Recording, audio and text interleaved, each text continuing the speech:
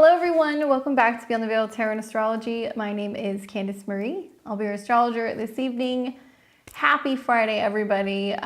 We are live on the 13th of December doing astrology readings, answering your questions about your transits, your natal charts, and this up and coming full moon in Gemini. Do me a favor, if you can see me, give me a thumbs up, like the stream, share this out, and make sure you click that bell button and subscribe to my channel. That way you're on the up and up with the videos that I have coming out every Tuesday, Thursday, Friday, and Sunday. We use tarot, we use astrology on this channel. We try to provide insight on Friday nights for you guys. So if you want to get a reading and this is your first time here, welcome. You scan this QR code right here and it's going to take you to my PayPal and you can pay for your reading, get in the queue. We are going to be requesting 55 USD for a reading. You can ask any one question you want. We're also doing synastry as well. So if you have any questions about your natal chart or timing or certain themes with what's going on in the stars, let me know. Make sure you put your info in the memo box. I need at least your first name or your alias. I also need your date of birth, including the month spelled out and the year, and your time and location of birth. I need the city, state, and country. And please include the AM or the PM. It's helpful. So how's everybody doing? How are you guys doing? I know we got a number of people in the chat. What's up, Emma? Emma's catching a flight. Hey, Reiki Drea, Dorothy, David. Welcome. We've got a number of people in the queue already. Other than the other couple level 3 memberships, is there anybody else who's level 3 that wants to cash in on the reading and get an astrology reading tonight? Let me know. Astrology on what's kind of going on with current events, and I teach astrology as we go, and we have horoscopes, new full moon reports, sometimes some free webinars and kind of things thrown in there. So you can support me by getting a reading, or you can join my memberships. There's 3 levels, and level 3 you get a reading with me once a month. We're here most every Friday, alternating between tarot and astrology. If you guys want to stay on the up and up with what I'm doing, head over to my website, sign up for my newsletter. You can also follow me on X at BTV Astro. What's up, Rachel? All right, so yeah, this is who we've got so far in the queue. If this is your first time getting a reading, you'll see me take the level 3 members and then I will read off a whole list of names. If you hear your name, that means I got your donation for the reading. You're good. At some point, we will call last call and we will shut it down once we've had a number of readings for the evening. So when you hear last call, you might want to get in. And I will call names as I go. So I'll usually call a name or 2 in advance so you know that your reading is coming up. If you can't make it for the whole show, no worries. You guys can make your request for a reading and you can come back and watch this when this is no longer live. And by the way, if you're watching this on Saturday or Sunday, we're no longer live. So if you send a payment, I'll send it back to you. Don't worry. Okay, so we're talking all things full moon in Gemini. We've got coming up soon. What's up, Sonia? Man, I'm excited to talk to you guys about this. I'm so ready for Mercury to be over. It's retrograde. This one is like super gnarly. So I don't know if you guys are feeling it, but it's almost done. It's almost done. All right, so we've got Emma and Drea here. Hello, that's a mouthful. In terms of my level 3 people, so if there's anybody else who wants to get in, let me know. What's up, Trudy? Otherwise, we've got Jen, Kimberly, Trudy, Austin, Tonga. Let me see, let me update my list. Yeah, the astrology just keeps on keeping on. It's been something else. I think it's the Mars retrograde too. I think that's definitely part of it, but man. There we go. Sorry guys, we gave you a seizure there. Uh-oh. You should come back, hold on. See when it returns. Yeah, I shouldn't have been talking shit about Mercury.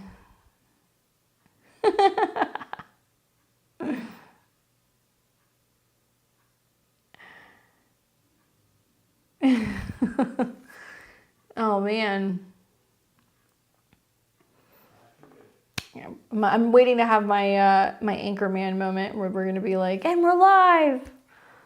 Like waiting until I see my face on the screen. Let's see. Maybe I'm just not seeing it. There you go. Maybe I have to reload it. Okay. I think we're back. Are we? Are we good? All right. I'm just gonna keep going. Should not have been talking shit about Mercury, huh? That's what I get.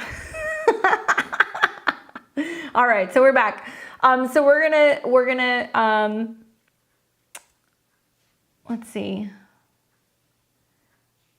Are we losing it again? Better stream. Okay. All right, so we're gonna take Emma first, and she is March 1876, Capricorn rising, moon in Scorpio, sun in Pisces. She wants to know what's going on right now. So let's take a look. Pull this up here. I see you all good. Okay, thank you guys. All right, so we're taking a look at Emma. And she wants to know what's happening in the skies. Well, there's a couple places in my eyes kind of look immediately when I'm looking at your chart. Probably one of the first ones is the fact that Saturn is now coming back into a conjunction with your IC. So that's going to be happening like literally over the next couple of weeks. And obviously that's important because Saturn is your chart ruler. So for a Capricorn rising, this is going to be themes revolving around travel, sometimes moving, sometimes learning. But when Saturn crosses an angle and it's at the lowest part of your chart, this is going to be about kind of getting grounded, getting rooted, finding home, or finding a place that is safe and secure or is solid. Your chart is going to be lit up basically all over, this particular area really until the spring of next year. So one thing that you want to be aware of is themes revolving around home. This could be property, leasing, making changes to your home, your family. When Saturn comes into the fourth house, there is this sense of like heavy responsibility. Sorry, I'm like resetting things. Heavy responsibility for sometimes family, but if it's not, it's about creating your own space and feeling like you have a space that is like safe and secure. It's also very emotional. The fourth house can be about the past. It's about our inner private world, and Saturn kind of feels like you're throwing a anchor overboard. So there can be time periods where you're feeling like you're a little bit more landlocked, or there can be periods where you're feeling a little bit heavier moods. And as it comes into your fourth house, it's going to conjunct your Mercury. So it can be themes revolving around like your neighbors, how you're communicating with family, especially like uncles, cousins, siblings, like that's in the third house. And then it's going to be coming into your fourth, and then it's pretty much going to be staying in your fourth house for several years. The reason why I say that your fourth house is going to be kind of lit up is like into the spring, we're going to see Venus and the Sun and Mercury all coming into the fourth house. We will have another eclipse that will also be taking place in this part of your chart. And that's going to be, let's see, in or around that part of your chart. I think it's going to be the solar eclipse, yeah. So it'll be the solar eclipse that's right on the cusp of your fifth house, while Mercury, Venus, and Mercury and Venus are going retrograde. So they're reorganizing, reworking, kind of redecorating, maybe even moving, and they're all going to conjunct Saturn. So the reason why I think it's important to pay attention now is Saturn's going to start showing you what's going to be changing in that part of your chart. Next year also, you're going to see Saturn coming into conjunction with your Sun. So it's like, man, it's so many Saturn kind of aspects, and then you're going to have all of these planets in conjunction to your Sun, which, obviously I use Placidus, so that's your ninth house lord. And that may be talking about a relocation, or maybe visiting or traveling or sussing out a new city, maybe even a new country, somewhere further away. And it can also be that there are themes revolving around travel, right? It doesn't always have to be about home. Maybe it's just going to be about traveling, or it's going to be learning, especially like learning more about your family lineage. That might be a theme. And the sun would be like your father's side or things connected to, father figures, grandfathers, that kind of stuff. So that's going to be where you're at in the spring. I'm kind of wondering, because Saturn has been in a square to Jupiter, if you've been holding off on either traveling too much, or you've been waiting before you decide to start studying something, or you've been waiting to buy a car, waiting to move. Something like that has been kind of held back, and you're definitely feeling that right now, because the Jupiter-Saturn square is kind of reoccurring after its first square that we saw in August of this year. Saturn wants, you to be patient and committed and be mature, about something, and the square to Jupiter is limiting something in regards to growth. So it could quite literally be, no, I'm having to focus on, working, being at home, taking care of my emotional health, fixing odd things around the house. Working from home could be another theme with Jupiter in the 6th, square Saturn. And honestly, it just feels like you're juggling a lot, or your schedule is going to feel, maybe a little overwhelmed there. But it will start to pass as you're kind of getting into January. That's going to start to fade a little bit. And over the next couple of weeks, we are going to be seeing a number of squares happening to planets in Pisces. So maybe you've observed with the Mercury retrograde so far, there's been changes with your schedule, changes with your sleep patterns. Maybe you've been resting, recuperating, getting away, hiding out a little bit. And Mercury as well as the Sun are coming back in for squares with transit Saturn and transit Neptune, which happen to be right on, on top of your Mercury communication planet and your Sun kind of energy planet.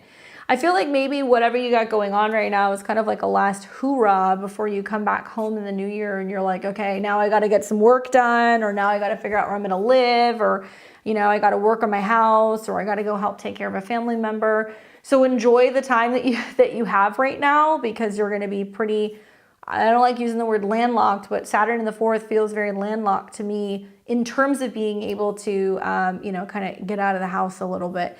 As you get into like April, though, some of the eclipses and the retrograde energies are going to light up your 5th house. So it's going to give you the opportunity to focus more on, if I am home, what am I doing? Am I doing something creative? Am I having fun? Am I working on a personal business? Am I dating? Those can be some things that are kind of coming up for you in the springtime. And now that Pluto is direct, something to kind of consider is now he is heading full speed. He is coming in for a square with your natal moon. That's generally Pluto square moon, a transit where it's very unusual that we don't change something about our home or our living situation, even if it's like reorganizing things, remodeling things. Sometimes there can be themes about dealing with family members and major transformative periods through pressure emotionally with like women. So it can be, in your case, 11th house moon, relationship to female friends. It can be about connection to female groups, your goals, getting more passionate about your financial goals as Pluto's going into your 2nd house, and it wants you to change something about your spending habits or your value system. So there can be like a sense of like weighing your options when it comes to, all right, do I want to still maintain a friendship? Do I feel like, they value me? Do we have the same values? And like friendship or kind of group related things and money can also get a little hairy, especially because this is at a 2. So I think there's going to be some new goals coming up revolving around like money management. And you might be like, you know what? I really want to be spending less on doing things socially. I want to be saving more. I want to be working towards a financial goal. And that may have an impact on, where you're socializing, what you're doing, how you're spending money briefly. Also, Saturn rules your 6th house. So one thing I would say right now is, your whole sign 6th house is connected to Gemini. Health, taking care of health while you're traveling. It's like if you're in and out of airplanes and things like that, taking your vitamins, washing your hands, keeping your Kleenex on you. Because this can mean that there's a lower immune system due to pressure with traveling in your schedule, and it can actually impact breathing. Mercury in the 3rd house can be breathing or anything in regards to the lungs. So take really, really good care of your health up until this period is over. If you're fine and you're healthy, great, but it could also be, kind of getting run down. especially with Neptune coming back into conjunction with your sun. I'm hoping that this is like a very kind of inspired transit where you're dreaming about what your home is going to look like or how you're going to decorate it or where you're going to be living, because it looks like there's some dream that you're trying to make a reality in this next year when it comes to your home base. Okay. Hope that's helpful for you, Emma. Let's see, who else do we have here? So we got Reiki Drea. Let's see, there we go. Is this the right chart for you? Can you just confirm for me? Because I saw you pop in, but I'm not sure if that's you, but I think it is.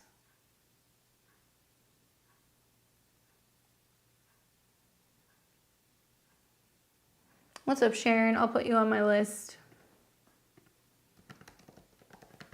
Okay, thank you. Now I get to go play Where is your question? There we go. Cash you in for an overview of major transits impacting work and business. You got it. All right, so wowzers. How's that Mars retrograde treating you? How are you feeling? Interesting transit, especially, well, you know, Mars being connected to your 10th house. I mean, you've got your career ruling planet right now turning retrograde over your ascendant. So that means that you're reevaluating and re-strategizing what your goals are and where you're going with business. You know, you can feel honestly with Mars retrograde that you're either redirectioning yourself or like repositioning yourself. It can also mean that there is like a sense of taking a step back and sometimes not feeling as motivated. Like there can be almost like this feeling of kind of like losing momentum, or you're slowing down a little bit. And as it turns retrograde on your ascendant, which that in itself is a lot about paying attention to your body, but also your goals, your motivation, Mars is squaring Chiron in the 10th house. So it's bringing up matters revolving around resources or insecurities that you have about what you have to offer, or maybe even what you're kind of doing out in the world, and tying your value to that. So there's some sense of being like, you know, do I need to feel confident again? Do I need to kind of, you know, have more encouragement? Do I need to have more enthusiasm?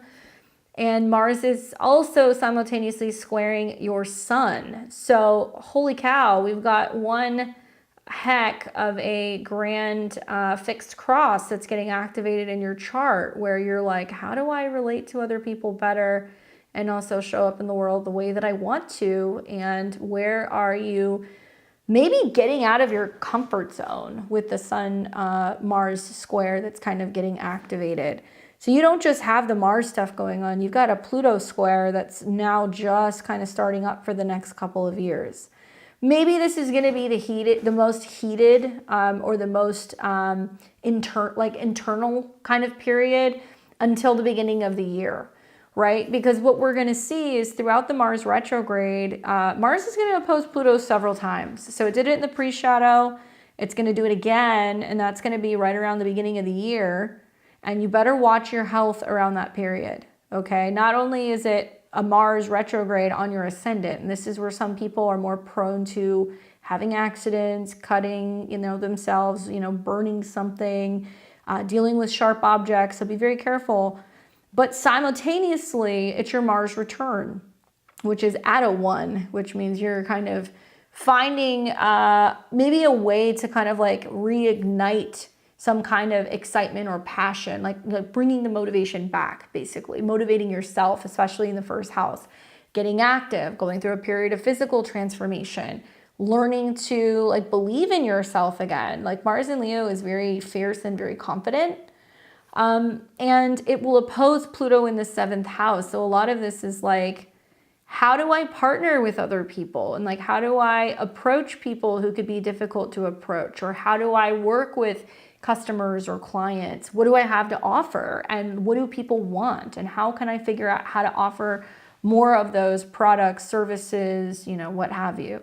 If it's not business related, this is also very relational. So it can be just people in general, but you know, this can be a back and forth that you're doing with like relationships too. And you can feel the pressure from Pluto where people are responding very intensely or they're being negative, or they're being extreme. And with the Mars retrograde, you can be kind of pulling back, being like, nope, this is too much for me, too much too fast, or too much passion, or, you could bring in some people that can be like kind of like obsessive. So both of these planets are putting the pressure on. I think this is actually, I think that this is good for you, as much as I know that it's uncomfortable. I think it's good for you because it's trying to get you to get the show on the road before you get to next year, and you see that you have another Mars return in April. You're going to see another Mars-Pluto opposition in April. Then you're going to see Saturn and Neptune go into Aries, and it starts trining your Mars. So that means that it's going to open the door to new potential futures with your professional life. Granted, it's in the 9th house, so it's not in the 10th house yet. But this might mean that, you get really spiritual about your purpose in life. You may focus on working with a mentor or a teacher. You might do some training.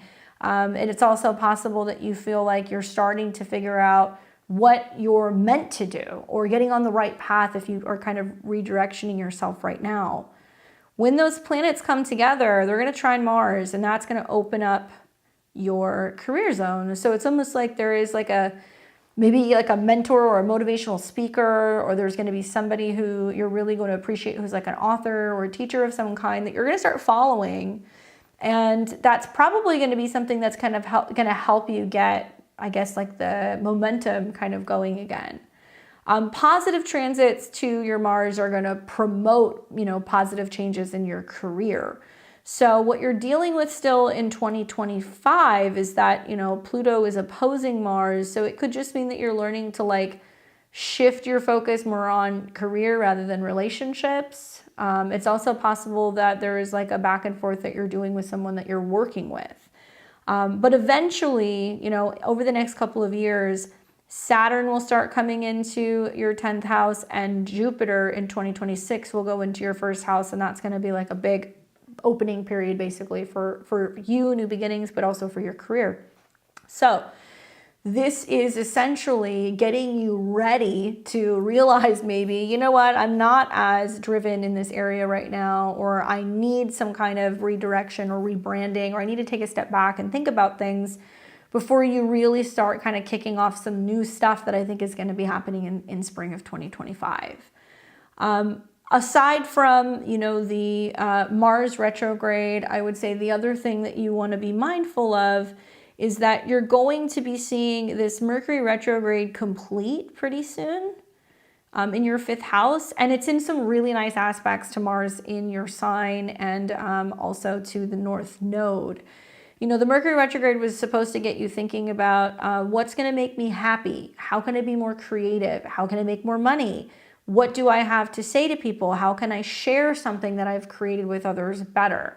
Could be some question marks in the love department as well. But, Mercury is going to go direct on Sunday. We're going to see some really great communication days next week between, Mercury, the moon, and Mars. So I feel like I would just be on the up and up kind of mid next week for when those opportunities happen. And you may have the opportunity to kind of like share something with people and like kind of get your voice heard, especially when the moon and Mars come into conjunction.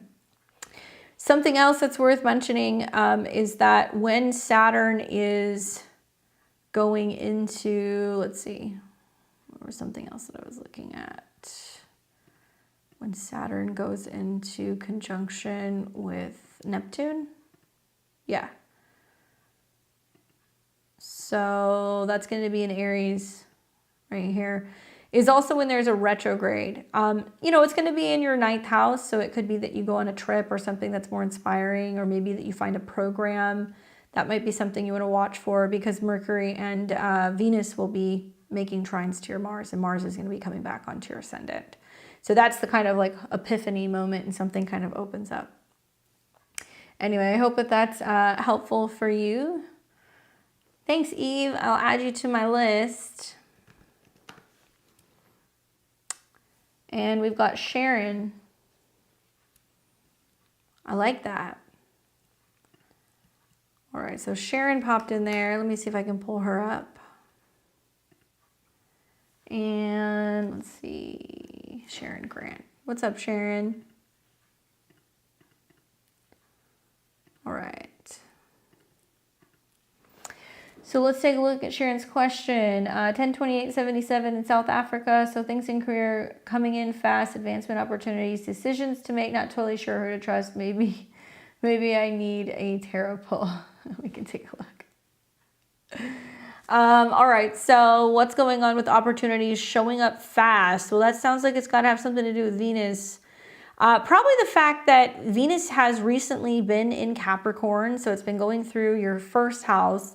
Now it's in Aquarius, and it's just recently been in conjunction to Jupiter, which could be a transit that could definitely open the door to bringing more career advancement, money-making opportunities. That's been pretty strong since about the 4th of December. So I don't know what you got going on.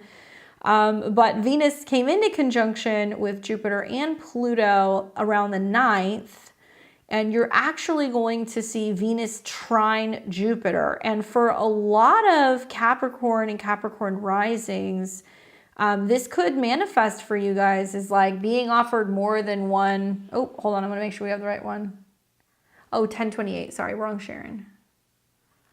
Thank you. Thank you. I would have done a whole reading on that. Hold on. There you go. Start over. Sorry. All right, so we've got Taurus rising, Sun in Scorpio, and yeah, similar things, a little bit different. So you've had Venus getting ready to go into your 10th house. For a Taurus rising, the Venus-Pluto conjunction in the 10th is definitely like a big monumental moment where you have an opportunity to have some significant growth and partnership with somebody in the professional realm, right?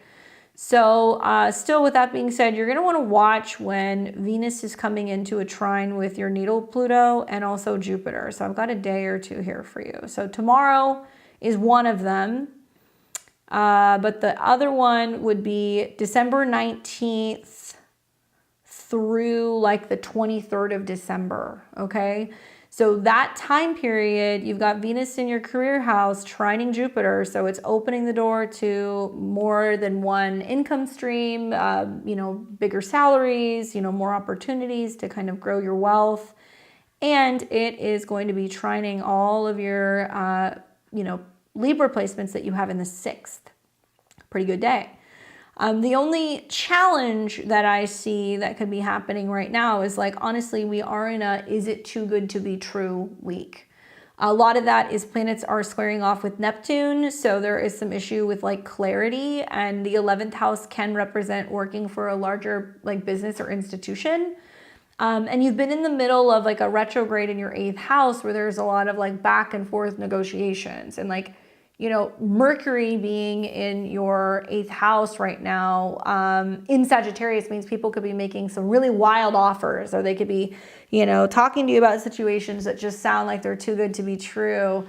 And so if you're thinking about taking on a job or a position or anything like that, first of all, I would say, watch what happens when Mercury goes retrograde on Sunday. That can definitely help finalize negotiations. But I want to see Mercury come out of the square with Saturn and also with Neptune. Are people going to make good on the promises or the pitches that they're kind of giving you, right? I'm not naysaying anything. I'm just saying if you've been going back and forth with potential opportunities, that's very Mercury in Sagittarius for the last month. Now we're going to see what's actually going to stick. So watch for when Mercury is in a square to Saturn, because I feel like there's going to be some finalization of like a negotiation, and they might say, well, we can't do this, but we can do that. And there's going to be some give and take. That'll be around the 26th of December. And yeah, right around there, give or take a couple days. Once it passes this window where you know who's in and who's out, or who you're going to potentially really be working with, then the last square you got to get through is the square to Neptune. And anything that's standing after that, I think that it's very likely you could have some really good business opportunities. Pluto hasn't even hit your 10th house yet. So it's close, but it's not there yet. So another kind of peak period for some business stuff. You're going to have quite a big new moon that's going to be right on your midheaven, and that's going to be happening for you in the end of January. This is a new moon that's pretty wild. It trines Jupiter and it's conjunct Pluto, and your second house lord is also in the mix. It's conjuncting Pluto. So this would be the time to like start something big, or maybe you'll take on a new position, or there's some kind of like big career advancement that you go through. So, I mean, it's a really big time for Taurus risings in terms of their work. The only thing that I would say to be mindful of is you've got Uranus on your moon still, so there can be some communication challenges or back and forth, or kind of feeling like, you know, expressing yourself when it comes to other people and connecting can be a little turbulent. Home changes, that can happen too. And then one other thing that I was looking at is that when you get into the retrograde next year, to me, it looks like you're shifting into a position where there's like a lot of work behind the scenes. Like Saturn will go into your 12th, Venus and Mercury will go through there. And that's going to be an important time for a Taurus rising, because it's almost like that's when you're going to be like, okay, now I'm working for something bigger, and I may not be the face of something or the head of something, but I'm helping kind of navigate in the background, or I'm leading people, you know, or I'm kind of helping kind of make plans, you know, in a very big way business-wise. Almost like a lot of Taurus risings are going to either get into a position where they're overseeing a big group, or they're running something, or they're going to be like the head honcho in the background that's like managing everything, and like running like companies and stuff. So there can be some really significant changes that is being seeded through the conversations you're having over the next week or two. But then once you get into the end of January, it's like, okay, now we're actually starting to see what that potential position could be, or what that potential job expansion, you know, is really meant to do. Anyway, I hope that that's helpful. Crazy, just had an offer yesterday and they had something Monday, definitely revealed who supports you and who doesn't. Yeah, I think that, you know, I wouldn't worry about it with your chart right now, because Jupiter is trining your Venus basically all year, at least into the spring. So, you know, you're safe. You're going to be able to work well with other people. You're going to be employed. You're going to have the opportunity to have support. And also, it looks like make some more money. You know, a lot of the themes for Taurus risings with Saturn in the 11th right now is working with a team, motivating a team, you know, leading a team, or, you know, whether or not you can get on well with the people that you're working with, or, you know, your friends, or the people that you network with. So the good news is it sextiles your moon. So actually you want to, you know, be working with groups of people. There could be a new team or some kind of like switch up that happens in the spring, but for right now, I feel like Jupiter is protecting you. I feel like it's giving you opportunities to go and be places where you're going to shine, right? And be able to kind of show the world what you've got, because you've got some really great either like organizational skills, or, I mean, Libra 6th house, relational skills, but you're definitely somebody who comes in and is going to help change and transform stuff with Venus, Pluto in the North Node in the 6th. What do you do?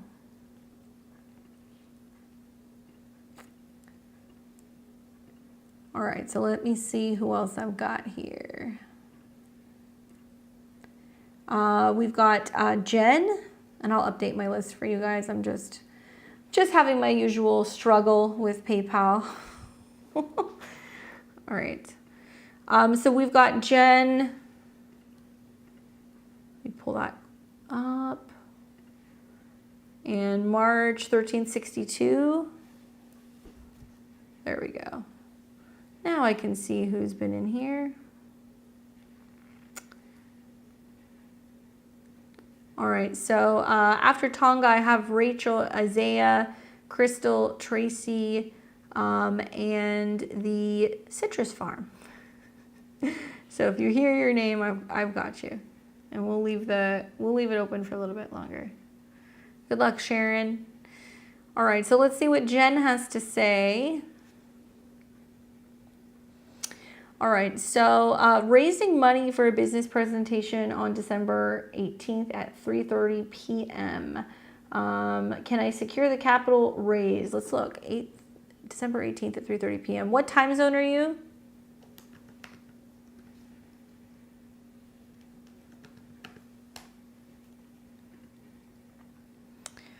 Well, the good news is, because there is some good news to this, you're doing this when Mercury is direct. And that's important being a Virgo rising. You know, you need to have clear communication right now with Mercury in your third. The challenge is when it comes to your audience, Mars is retrograde. So I'm wondering, like, do you give a presentation? Do you reach out and connect with them again, right? Maybe there's something like that that might potentially happen. I don't know.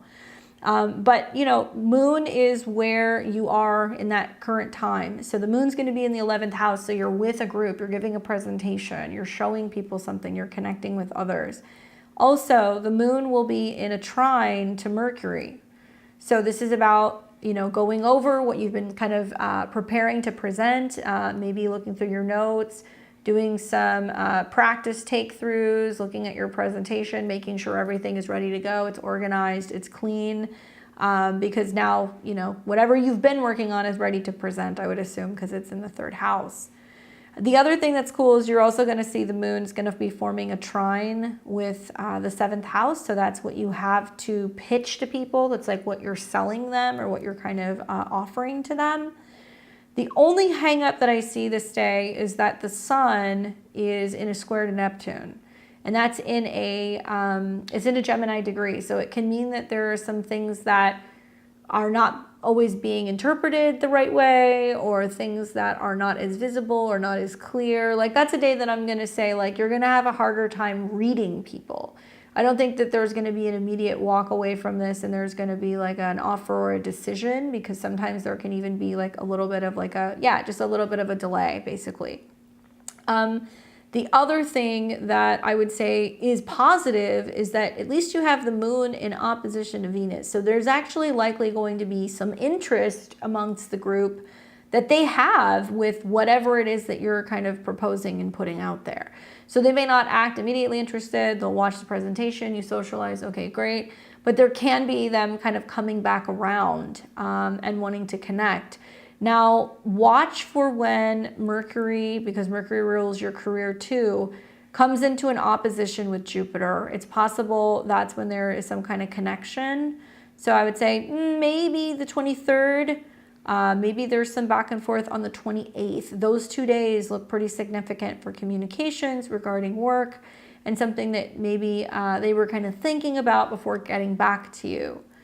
The other thing that I would say that's interesting about the day that you gave me, so let me go back. That was the Sun square Neptune.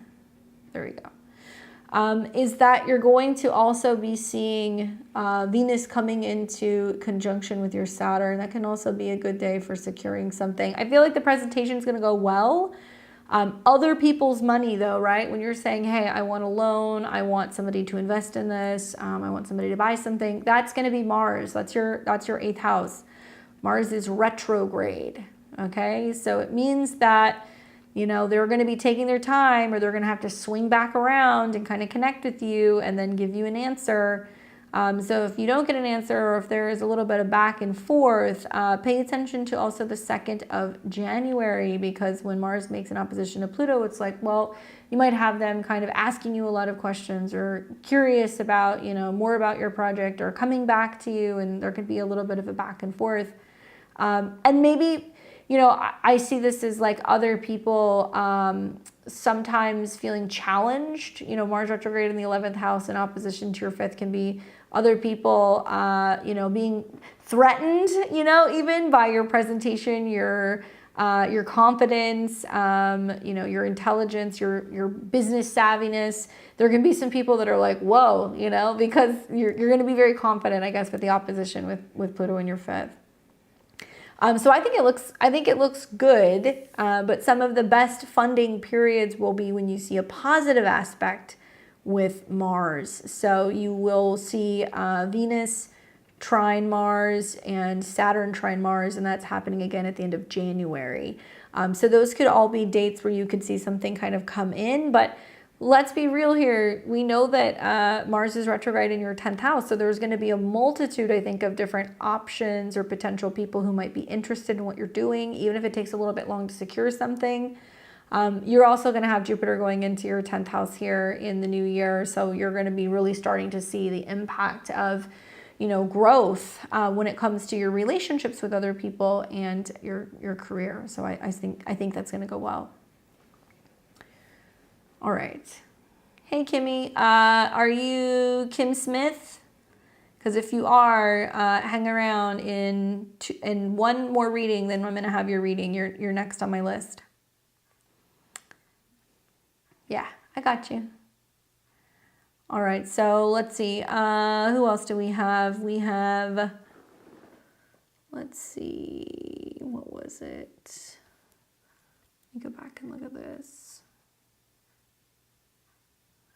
RCH.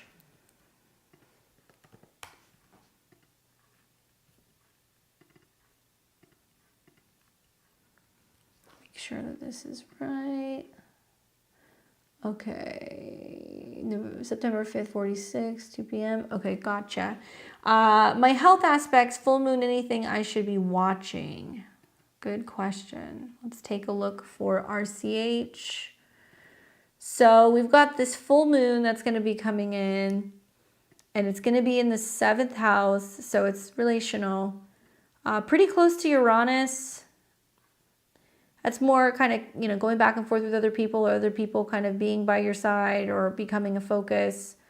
Your health planet is Venus, and Venus is coming out of a conjunction to Pluto. So, a couple times that I would be more kind of watching what's going on with health stuff. Not so much that full moon. It's actually going to be more when Uranus goes direct. So that looks like that's going to be... I know it's coming up here soon. Where is it? There we go. So Uranus is going to go direct around what appears to be the end of January, beginning of February. When that planet goes direct, we're looking at what's going on with Venus, and Venus is conjuncting Saturn. So right around the end of January is more of a time to kind of pay attention to health. Also, we got to see something happening with his natal Venus, and we will have like a full moon there next spring. So that's another indication. I know, because I started working on the 2024 astrology already. Somewhere around there. Yeah, 23. So that to me is another time to watch the health, especially because it's going to in conjunct in quincunx Uranus. So I kind of feel like more, those dates would be more health related.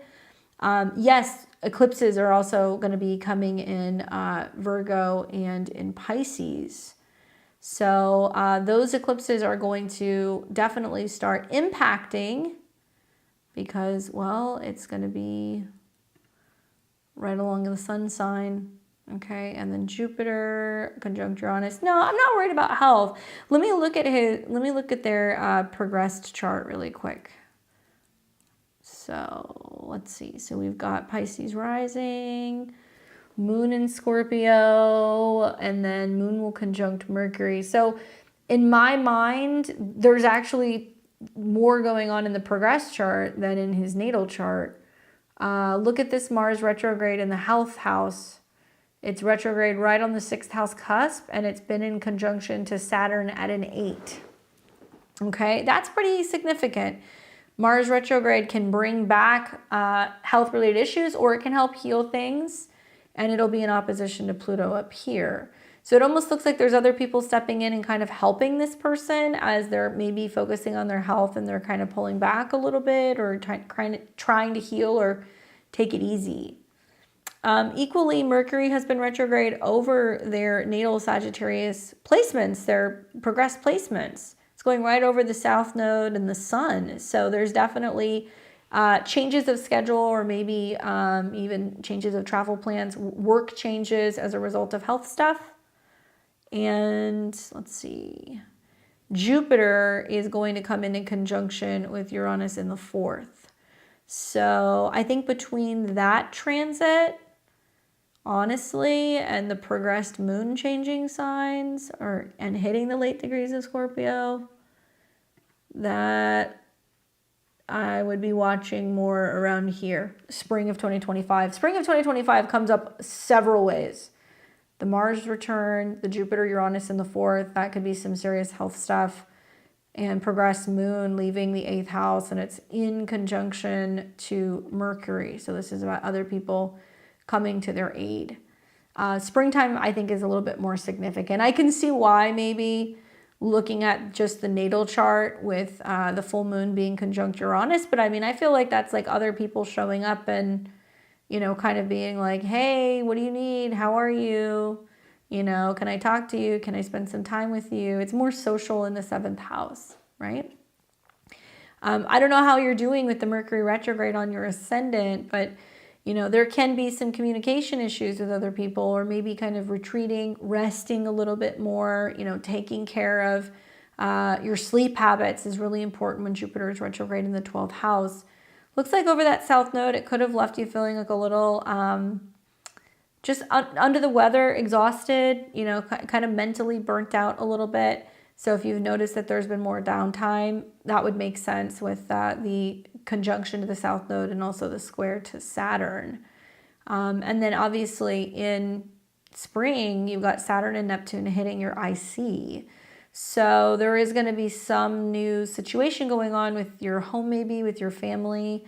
And that would be a definite another flag for me that's like health related stuff in March and April. So those are all times that I think are a little bit more prominent. Okay. Hopefully that's helpful. Definitely keep an eye on that Mars retrograde. Mars is really the culprit here. A Mercury retrograde in the 12th and a Mars retrograde on Saturn is a time where if you're not willingly taking time to rest and heal, then the universe will put you down. Hope all is well. We've got Kimberly and then Trudy and then Austin. Let's see.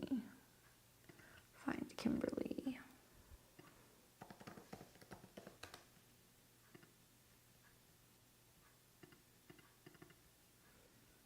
Yep, I think this is the right one.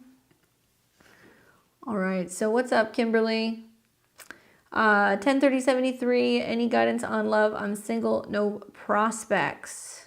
We got another Sag rising. Holy cow. I like how you're thinking, though. I like how you're thinking. Because, you know, I think so much of like Jupiter's retrograde through your relationship house is kind of like, do I want to be with somebody? Do I not? You know, if I do, who do I want to be with? What am I looking for? You know, what have I learned about past relationships? How can I best reconnect with others? And then the Mercury retrograde saying more of the same. So to be honest with you, the positive aspect, I think, of Mercury in Sag, you know, making oppositions to Jupiter is I want to meet someone. I want to be partnered and have togetherness, and I'm, you know, longing for it. And maybe it might feel like it's hard to meet people with the opposition, or that it's challenging, or what you want, you know, isn't available, or it's too far away, you know, or something like that. But you're supposed to be optimistic, and you're supposed to realize that with the Mercury retrograde, it's almost like you're turning your light on for business. You're flipping that sign that says open. Because Mercury rules relationships. So this is about you going, okay, relationships come easily to me. I am drawing the person in who I'm supposed to meet. They're a vibrational match. We're both on, you know, the same kind of wavelength, and we're finding our way to each other. Something about shifting that philosophy, that perspective about meeting people, and that it's not hard to meet people, and that, you know, people gravitate towards you, that will help. As you're doing this, planets are coming into trines with Mars in your 5th house of romance, okay? So that means that you're calling it in, basically. You know, Mars aspects can definitely, in the 5th house, bring somebody in very quickly. And I think all Gemini risings have really good relationship stuff on the way. Even if it's not happening until the beginning of 2025, you're only kind of getting hung up right now with Saturn, which is kind of weighing you down, making you go, am I ever going to meet anyone? Am I always going to be alone? You know? But you get out of that in January. It does not feel as heavy. And when we see a really strong transit involving either your 7th house, like Jupiter waking up, you know, in the new year, I think it's February, And then when we start to see other transits involving your fifth and your seventh house, like you're going to see that get kicked up actually quite a bit, April, May, June. Let's see. So the other thing is that Uranus is in opposition to your Mercury. So there's this sense of like, oh, how do I go about meeting someone, you know, and how do I work it into my schedule, or where do I go about kind of meeting them? And so that feels kind of stressful because there may be so many fluctuations going on with your day-to-day, but you will meet someone. You're going to see this, if not sooner than the dates that I give you. You are going to see this when I think Venus is retrograding in your fifth. So that would be like mid-March. You'll see it when Uranus leaves the opposition to your Mercury. So it'll kind of loosen up your seventh house Lord. And then when you start to see Saturn coming into a trine with your Mercury. It's almost like there's something that's going to get sorted out in regards to your home or your living situation first. Or maybe, you know, there's something that shifts revolving around your relationship to home or family, or you're traveling. Something like that's going to happen, and it's opening the door for you to be able to bring somebody in. And then things get really good next May, June, when planets are going through your seventh house and they're conjuncting Jupiter. You'll start to see things really kind of grow. Only thing you're really grappling with is there's a back and a forth that you're going to be doing with Saturn in your fourth house of home responsibilities, or where you're living, or a domestic or family issue squaring all of your Sagittarius. It's almost going to put you in a position of being like, okay, if I really want this, then I need to get the show on the road, and I may have to move for somebody may have to move for me to really, you know, make this thing do its thing. And also, you know, having planets at 29 degrees, you have at least one of them. That is a very critical lesson for wherever that planet is. So if you have 29 degrees Mars in the fifth, there is significant, quick relationships, people who come in that you need to meet, fall in love with, have some kind of passionate thing with. So what's happening is, you know, through the retrograde, it's been trining that. So it's trying to get you to kind of be open to the idea of love again. But I think once all of these things start to kind of sync, and it's looking more like March through about June, likely you will see something start to kind of develop here. Not that you can't be dating now, but everything is going to feel like it's either challenging or out of reach, at least until you know, you get Mercury out of Sagittarius. So we're looking at somewhere closer to the beginning of January, and then you can really kind of get out there and start trying to meet people. Such a good time with Jupiter opposing your sun. Look for people who live further away. Date people who are like culturally different or from different places or have a different background. You know, travel and meet people, or you might meet people while they're traveling as well. All right, so I know we have some people asking. We're probably going to call last call. So if you guys want to get your reading in, get it in. So let's see. So we just had Kimberly. So I've got Trudy and Austin. You guys are next. And Tonga, Rachel, Isaiah, Crystal, Tracy, Citrus Farm, Nicole, Tracy, and Michelle. If you hear your name, that means I got you. You're in the queue. We are taking people in order that we receive them. So thank you guys for your patience.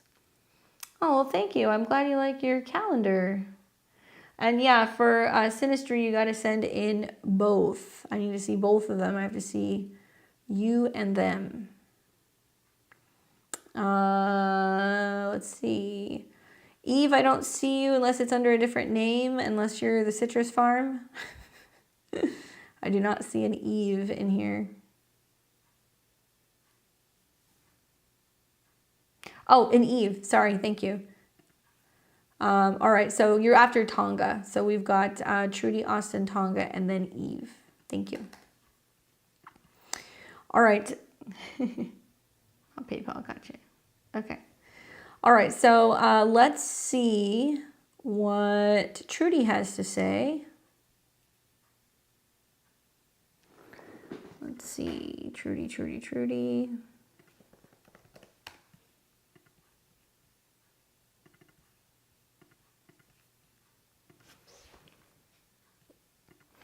All right, so this is January 1st, 83. January 2nd, 83, sorry. And that's at 10:15 p.m. Gotcha. Will I ever find my career fulfilling? I committed so much of my time and myself to work only to not be supported by my supervisor. Though recent experiences, I've grown to know my weaknesses and strengths. I feel undervalued and unappreciated. I have a very contentious relationship. Okay. Everyone in my organization is nervous and anxious for the upcoming changes based on the elections. I'm actually excited. I don't know why. Should I continue to push through? Is there an award with my current position? All right, I gotcha. Well, I was going to say, it kind of sounds like a Virgo rising thing, and then I look at your chart. I mean, look, you know, here's what's happening. A lot of the squares between your 7th house and your 10th house is kind of relaying, you know, how you're feeling. Jupiter in the 10th says, you know, that there's something new coming, like, you know, there's going to be some kind of new opportunity or growth for you in the future, even if that's a new department or a new position or a new job. Like, Jupiter is actually in a very strong position. My thought process is that it's going to take some time until you're getting into the beginning of the new year, not because of the election, but when you start to see Jupiter moving forward, you'll start to see some of these opportunities for positive changes and growth in your career. Could you be rewarded? Yeah, likely. When you see, Pluto that's over here coming into conjunction with your Mercury, and we're going to have Uranus that's going to be going into Gemini, briefly next year and trining your Mercury. The changes will be exciting. There will be many, many changes, many new people kind of shuffling in and shuffling out as well. And I do think that you can be rewarded. I mean, Uranus is also in a trine to your money planet. So Uranus up here in the 9th house of traveling, learning, training is trining that. And that can open the door if you're learning more and growing within your career, if you're connecting with other people, if you're going to like things where you can travel and like continue your education, or socialize with people connected to the business, like that would be helpful. But when you see Jupiter and Mercury or Jupiter and Venus coming into conjunction, that's generally when you're going to start to see some of those things. So for starters, we're going to have transit Venus trine Jupiter. That's going to happen around the 19th. So it's very possible that that's when you start to kind of see the silver lining of like the changes that are coming. But we need to see Venus and Mercury in conjunction for you to start getting the recognition for the work that you're doing. There will be a period of time kind of closer to March of 2025 when you're going to see Venus actually retrograde and conjunct Mercury. This may be like reviews, or there may be some sense of going back and forth about the changes within the company, and that might have also some changes with benefits, with insurance, but also with salaries. So it may put you in a position then of being able to try to negotiate something throughout that retrograde period. And then eventually you're going to see them come into conjunction in your 10th house. And I think that's going to be a time where you're more likely to see, the status change, the job change, whatever you're doing. And the 10th house is the top. So for Jupiter to be up there, you're supporting significant people. You're working and connecting and collaborating with, people who are going to kind of be more visible out in your professional life. So I like that. Good new moon that you're going to have also in Cancer season next year. That's very fortuitous for your career. So yes, I do see it being worth it. The problem is that I think you're getting hit by this Pluto, this Pluto Mercury and Pluto Venus transit. There's a lot of like, oh my God, there's all these changes and it's going to affect, some of the cliques at work and some of the teams. But I would be excited because I feel like you were inevitably going to be working in a space where there was like some major kind of renovations going on with staff and also like with the business, because that's what Pluto does. He comes in and he knocks everything out and he shakes everything up. For you, I think that the excitement is important because Aquarius energy is about what's exciting and changing and where we're going. And also moving towards, not only working for a company, but being in an environment that I think is going to be more conducive to working together, to community. less of this like people being kind of scattered or not communicating with certain departments, or, you know, managers not understanding some of their employees. Like, I can understand people being anxious, but I think it is what it is. And with Jupiter, you know, in a square to Saturn, you can feel like, man, I'm really trying to get out there and do my best work. But, you know, I kind of feel like I'm not getting that pat on the back, or I'm not getting the support, or the encouragement maybe, or the validation that you feel like you deserve, you know? So you're going to feel a little bit more critical with that right now, because it's kind of getting activated at the end of December. But after that, you're going to be fine, you know? Really lean into, I think, this Mars retrograde in your 11th. It's about finding ways to work with new people and being excited. And Pluto in the 5th, you're going to kind of stand out and be different than some of the other people who may potentially be on the chopping block. But I don't really see anything happening in regards to your position. I think it's going to get even better as you're getting into the spring of next year. After Saturn-Jupiter squares, we are rewarded. So this is about you staying consistent and not taking it personally, and staying connected to some of the people at work, and trying to like maintain professional relationships. So, you know, don't let it get you down. Just be patient. You're going to see an opportunity for a breakthrough at the beginning of the year.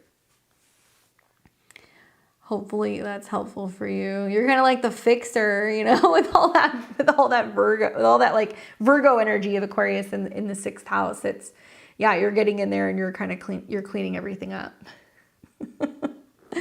All right, well, readings are now closed. So if I missed you, I'll catch you next time. It looks like, who snuck in there?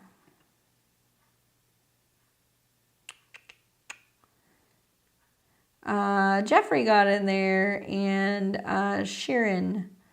Okay, so I got you guys.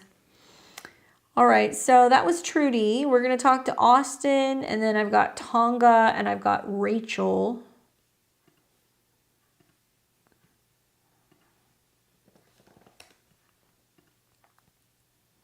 What's up, Austin? Austin says, things have felt really tough as Saturn station direct. I'm trying to resolve deep emotional issues related to my partner.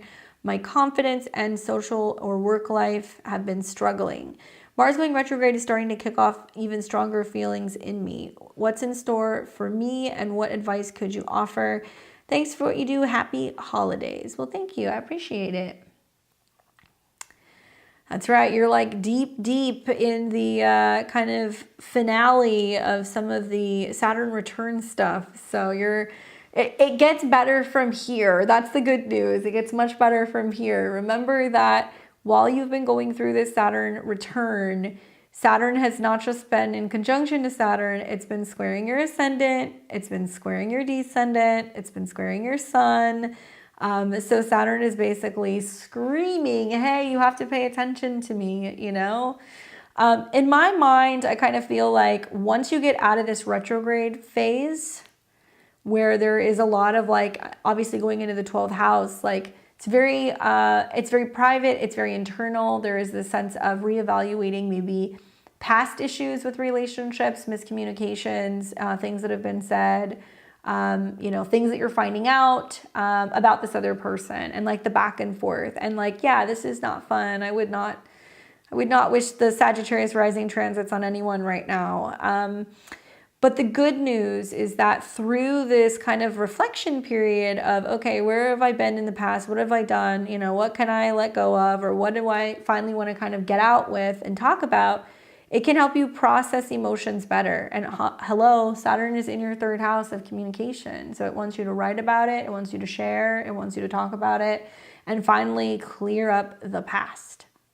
So as Saturn keeps moving forward, the closer that you get to the beginning of the year, it starts coming out of the square with all of these degrees, and things will get better. Saturn's also coming in for a trine with Venus, and you got Venus in the 8th, which means that love has to go through periods of transformation sometimes. There is a need to kind of purge out all the toxic stuff and get it out in the open. And yeah, Venus in the 8th house, love is not an easy thing, you know? While Mars is retrograding over your Venus, which is like the universe's way of hitting you over the head, being like, hi, there are some things that are kind of embedded within your subconscious that you need to deal with, that's living rent-free. It's not healthy for you. And Mars is opposing Neptune and Uranus. So it's literally saying things you've been thinking about that you don't share, or things that have been hidden become revealed. The fourth house is a hidden house. So when you have transits going through there, there's some stuff that kind of goes on that, you become aware of that you didn't know. And that could be about yourself, your family, your partners, that kind of stuff. So it's almost done. You are going to get a little bit of like a butt kicking on the way out. I would be especially watching the days where planets are squaring Saturn and Neptune. So for example, the sun's going to come into a square with Neptune, and that could be where like you're finally putting your foot down about a situation. It could be like relationship wise or home wise or family wise. And then when Mercury comes into a square with Saturn and it opposes Jupiter, holy cow, pretty much the 25th through, I don't know, maybe around about the 30th, something like that. I mean, there is definitely a sense of like giving some people a piece of your mind, but it's after you've taken time to think about it. Maybe writing stuff down, like journaling, writing people letters can be helpful to like process things. And that way you don't feel like there's like miscommunications or kind of like, putting your foot in your mouth, right? Because that can definitely happen with Mercury retrograde in the first house, especially in Sag. I feel like this is the finale, and you'll start to really gain a lot from better communication with relationships from this. And then Jupiter goes back into your 7th house at the end of March, and it'll hit your sun. So it's almost like you're going to be like, we're in a better place. What did we learn? Like, this has been so helpful. Or, I learned from this situation, and like, this is what it taught me. And, now I can better myself and be ready for a new partner, depending on what happens. But I mean, I think like a Mars retrograde over Venus in the 8th is very therapeutic, actually. It can also be about like, building trust and intimacy again, like learning to trust another person if you've been hurt or if there's been some issues with like honesty. And this is going to be trining Pluto and Saturn. So maybe clear communication, transparency, being honest with one another as a form of intimacy. I mean, that's super important if you've got Saturn in your 3rd house, feeling like you can talk to somebody, tell them how you really feel, right? I think something that can be helpful, for like the Jupiter-Saturn square right now is really paying attention to your body, like not holding emotions in, noticing where there's some stuff that feels off.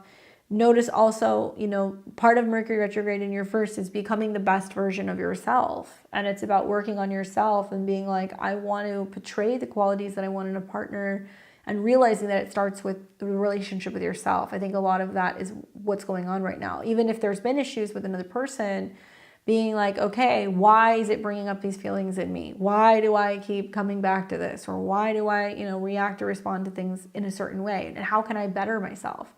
And in turn, it'll actually make the relationships better, right? That's what's going to kind of happen here. But I'm rooting for you. Do some Saturn mantras, or maybe Saturn and Pisces in like the 3rd house can be, reading books on Saturn. It can be about doing some work with your community. It can be about, going for a bike ride or going for a walk and like listening to like a spiritual, kind of like recording, right? Or something that you're listening to in the 3rd house. Those things can help and really create like a safe space also within your home, that you feel like you can have some kind of, even if it's like a little, cubby somewhere, or if you're, one side of the living room, or, by a window where you can light some incense and sit and meditate for a little bit and then journal. That would be really good during this time, because a lot of the answers that you're seeking are either going to come through something you're reading, listening to, or through reflecting on, something that you have written down. Okay, so it's very, very introspective. I hope that that's helpful for you. It gets so much better after your Saturn return. When Saturn is out of your 3rd house, it gets easier. All right, so who else do we have here? We've got Tonga. Saturn return buddies. I have Saturn and Neptune natally in the 4th house, so I know I know all about that stuff. All right, let's pull up Tonga.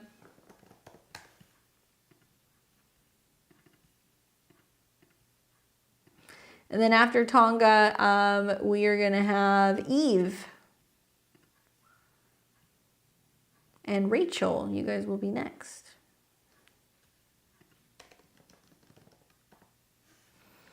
All right, so let's see what Tonga says. I'm in the process of figuring out where I will be living next year. I'm considering spending time in Mexico and work from there, but my desire to stay in Phoenix, but the housing prices are saying no. What does this moon indicate for me in this aspect of my life? All right, so let's look at the full moon on the 15th. Thanks, Austin. All right, so the full moon in Gemini is coming in your Placidus 5th house, okay? So just a heads up, you know, Capricorn and Capricorn rising, okay? Those of you guys who are like, I want to make a home move, I feel like something's coming, I got to make a change, it's coming. You're going to see that being a theme like February, March, April 2025. It could come sooner. Okay, but with the eclipses and retrogrades and Saturn and Neptune going there, that is going to be a huge theme, some new beginning when it comes to your home life. But the full moon actually for you, you know, is very close to your own lunar return, and Jupiter's involved. So in the 5th house, it's like, how can I make more time for fun? How can I, you know, maybe multitask and do work and also something creative at the same time? It's definitely big for self-expression, creativity, that kind of stuff. And it is obviously in a square to Pisces, but it is making some nice aspects to your Mercury. So it's more about kind of speaking out, saying what's on your mind, sharing, you know, being creative, being romantic, that kind of stuff. In terms of like going back and forth with like the home prices stuff, look, you know, you now have Saturn in the 2nd house and the North Node and Neptune in the 2nd house, and they're all coming together, which means you're going to be feeling the effects of this very much in this next year regarding like the realness of financial responsibility and sticking to a budget and managing your resources and knowing that, you know, you have all of your bases covered. So you're being smart, and, you know, Saturn in the 2nd house teaches you to be a little bit more you know, conservative with your spending. Also, it's teaching you to like invest in something that's going to bring you security in the long run. And Saturn's coming in for a conjunction with your Venus, which rules your 4th house of home. That means that right now you're kind of like in the building phase or the planning phase. Most likely as Saturn's coming into conjunction with Venus and the North Node, you know, I could definitely see March really all the way through about maybe June of 2025 that there could or there would be some kind of change on the home front. Now, the other thing to think about is like Saturn will go back and forth over your Venus all next year. So there's going to be this theme of you kind of going, all right, you know, how much am I willing to spend? And, you know, I would say don't bite off more than you can chew. If what you want to do is feel like next year you can be more so grounded, then yeah, maybe it is that you're, you know, spending time in another location for a little bit, saving some money, and then, you know, coming back in next year and then, you know, doing something a little bit more permanent. I mean, you do have Uranus moving through your 4th house of home. So there is this sense of being a little bit more free and spontaneous. Nothing is really solid quite yet.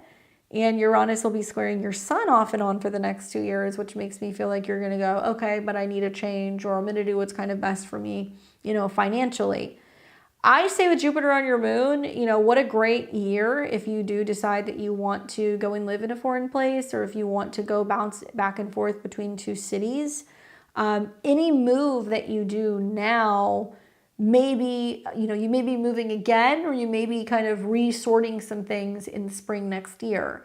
So if you're doing something temporary, then, you know, that's perfect. You know, you can do that until next March, April. You know, maybe that's when you're going to be trying to figure out, okay, now am I thinking about coming to Phoenix? And every time Saturn is on your Venus, there's going to be this theme of like, you know, what do what do I have and where am I going? And Saturn in the second house wants you to travel lightly. It doesn't want you to have a lot of things. It'll be a period of like more minimalism. So you're kind of like, you know, saving money, not buying a bunch of stuff, maybe not having a ton of things if you're keeping it like light for a year or two. And then what I assume is when Saturn comes back into a conjunction with your Venus, and this is going to be in 2026, then you're going to be seeing right at the end of 2025, beginning of 2026, there can be something a little bit more solid on the home front. So I kind of recommend keeping these loose for a year. I mean, you know, Taurus at the bottom part of your chart, that's not the typical place that I would see a Taurus I see living is in a dry desert. Usually they want to be somewhere where, you know, they're going to live comfortably, especially at a 14. They like the food. They like the, you know, the culture. There needs to be gardens. There needs to be grass and trees. Not sounding like Phoenix to me. I'm not saying you couldn't go there. And obviously, you know, you would want to look at your astrocartography. You'd want to look at your relocated chart to kind of suss it out and see, you know, is this a good fit? But with Venus being in Pisces, it almost looks like you're going to do better being somewhere that's going to be near a coastline. Maybe not at the beach, but near a coastline or a place where there's going to be lakes or water or kind of pools. So I would say, yeah, I mean, your money may go a little bit further somewhere else. And with Jupiter on your moon, this is the time when you're feeling more likely to want to explore other places and kind of get out there and do something that's either flexible or a little bit, you know, temporary. So hopefully that's helpful in kind of giving you some insight. It's not just about potentially moving. I mean, it's on your moon, but it's more about, I think, having fun and having some adventure, especially in the 5th house. All right, let's see here. Oh, there you are. Hey, Sharon, can you send me, if you didn't put it in your memo, just send it in the chat and I'll get it from you when I do your reading. You're welcome. All right, so we got Rachel and Isaiah and then Crystal, and that's after I take Eve. So let me plug in your info, Eve. Let me see. Actually, do I have you? I might have you. Maybe not. Okay. So let's plug you in.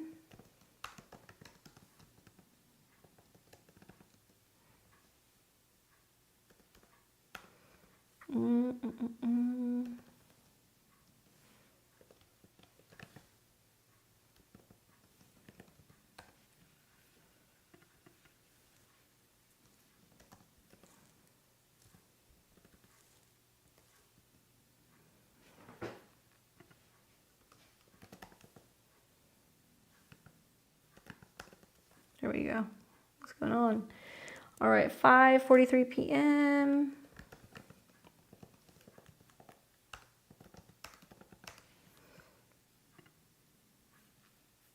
All right, this is for you, Eve. I want to know what soul contracts I signed up for in this lifetime. Trying to find some direction and purpose in my life. I know my North Node indicates I should be traveling, but I have anxiety around leaving the home. Is that a Taurus moon issue? What's up, Stephanie? There we go. All right. So I love that you asked that question. Let's talk about your chart and then we'll kind of talk about what's happening. So you're asking about what direction you should be going in for purpose in your life and what your contracts are. So I love that you asked those questions. That's such a, I love it when people ask the good evolved questions. So Mercury rules your chart, right? And Mercury's on the descendant. So you're here to connect, communicate, and transform through relationships with other people of any kind. You also have this South Node in Gemini, and it's ruled by Mercury, which is along the 6th house. So it's basically saying that, you know, you're social, like you can kind of connect with other people, you can chit chat, you're friendly, and it wants you to lean on some of those experiences you've had in the past and not be totally, I guess, solo, right? Kind of like nomadic, on your own, by yourself, comfortable. It wants you to get out, communicate, and talk with people. And yes, Sagittarius is travel. So it wants you to meet people of different cultures and different backgrounds. Like that seems to be what you signed up for in this lifetime. Just having your chart ruler connected to the South Node in the 7th house. But that comes up again because now your North Node is in Sagittarius in the 7th house, which basically means you're here to have romantic connections or creative connections or collaborations with people or clients even that are creative, fun, flirty, stylish, and multicultural. And if you do that, then you're going to be achieving your North Node. I mean, everybody wants North Node conjunct Venus. I mean, that is just an overabundance of opportunity for relationship, beauty, kind of love affairs, connection with people, but you have to want it. That's what no astrologer I feel like will ever really fully admit to somebody. Like the North Node is the thing that you have to want. So I hear you when you say you have a Taurus moon and it's in the 12th house and you do like having your privacy and you like your comfort space, and obviously your full moon in Scorpio. So you have your routine, you have your system, you like a certain way of doing things, and you like to maintain that. And to me, I kind of feel like if I had some of these aspects, I would be trying to make at least connections with people internationally. Even if you don't travel, there's ways to connect with people who may be traveling in your area, or maybe you're getting involved in some local, tourist attractions and going and meeting people there. Or maybe you are, running a business or having a client-based business where you can connect with people who are from different places, right? Still no romantic person yet. I'm trying to be patient. I'm not good at it. Well, you are if you have your Jupiter in the 5th house. You just don't know it, and you're gonna get some help actually this year. Jupiter's trining Jupiter. You're also going to see Jupiter in opposition to your Venus.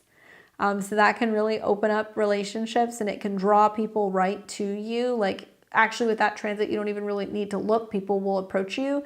You just have to go and kind of be like where the people are, right?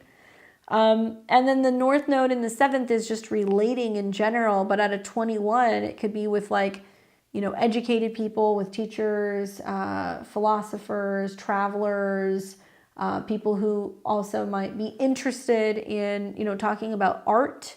North Node and Venus can be people who have a real interest in, art and fashion and things like that. What do you do for work? I'm curious with that placement, because usually these are some very creative placements. Okay, thank you, Sharon. I appreciate that.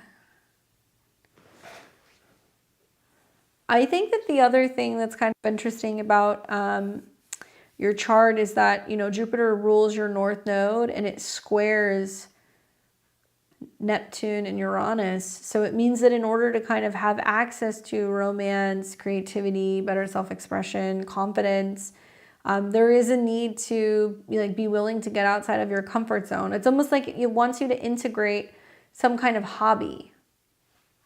I'm in wound care nurse, but I almost went to school for the fine arts. Does my MC tell you that? Well, you have. I mean, the sun Pluto in Scorpio is great for being a nurse or somebody who deals with trauma or wounds and like the gory stuff. Like you can handle that. But your MC is actually in Aquarius. It's in an art degree. It's in a Taurus degree, 14, but Saturn is up there. So it almost looks like, as you get older, you may decide whether or not you want to kind of go back into that. It doesn't mean you have to go and get your degree per se, but going and taking fine art courses or classes, and it could be painting, it could be designing, oil painting, that's a 12, oil is 12, water painting, things like that. And you're probably really good at it. The problem, and it's not a problem, but you're a perfectionist. Saturn squares your sun and your Pluto. So there's this side of you that's like, oh, I need to have the skills and I have to go to school for it, which obviously we want people to go to school for nursing if they're going to be nurses and doctors and in medical and stuff. But you could have been very critical of your skills. And I look at this and I'm like, It's just a matter of time, maybe, or energy with Saturn square your sun, that you don't always feel like you have time for some of that creative stuff. But if that's something that you like to do, first of all, Jupiter in Libra tells me that will make you happy. But Jupiter rules your Venus in your North Node. Like, honestly, you could sell your paintings. I haven't even seen your paintings, but you could sell your paintings with that placement. Jupiter is what the people want, and it's in your 5th house. What you create, you could sell something. But also getting into it and taking the occasional courses, classes, you know, and meeting people in the art world, or maybe showing your work, even if you're not trying to make a living doing it, can lead you to partnerships, clients, creative collaborations. Like, maybe painting is the gateway to that, you know, especially because, like, look, Venus and Jupiter, there's mutual reception here. It means you're going to meet somebody who's going to like to do the same things that you like to do creatively, right? Like, I would be going and following like other artists that might be like international, or people who you enjoy their work, you like their work. And you may interact with somebody who is an artist, a performer, maybe somebody who even plays like music. It could also be somebody who's like a comedian. That's something else that you would kind of draw in, somebody who's really funny. But with the North Node, we have to want that thing. So you have to say, I want love, I want connection.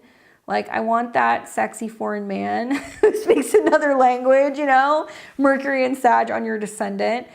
Somebody who might, it could be that they have an accent, you know, it could be like they're foreign to you, you know, depending on where you're from Illinois. So, yeah, I think that in this next year with Jupiter on your ascendant, I would just stay open and recognize that people are going to be seeing you. Now it's about putting yourself in a position of being in places that you're going to be able to connect with people. And maybe this retrograde is opening up and making you realize that it's time to kind of get back out there and at least be seen, right? Anyway, I hope that that's helpful. Send them to me. Well, the way that people show up is your frame of mind, Mercury and Sag. You mentally kind of call them in. Anyway, I hope that that was helpful for you, Eve. All right, so let me update my list and I'll let you guys know who I have. So I've got Rachel, who is up next. We've got Isaiah, Crystal, Tracy, Citrus Farm, Nicole, Tracy again, Michelle, Sharon, and Jeffrey. And then we got the other little payment with the memo. Thank you. All right, if you guys give me a second, I'm going to put these notes in really quick. That way I don't have to keep stopping every time, and we can just knock these out of the park. And oh my goodness, we have Pajama Guy's real birthday. This is a big deal, you guys. I'm going to call him Pajama Guy too. We'll protect his identity. God, how long ago was that now? Was that like 2 years ago did we start talking about him? 5484 at 2:30 p.m.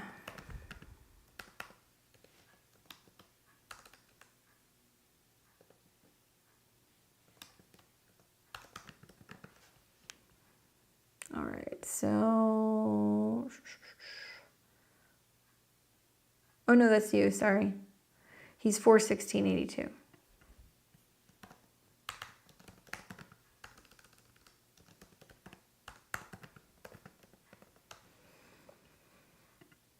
And that was at 10:25 a.m.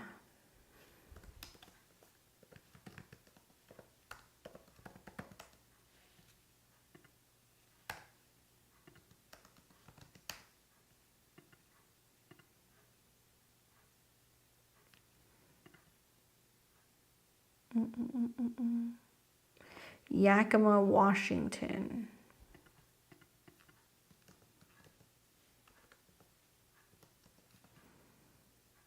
All right, I'll make sure I save Pajama Guy.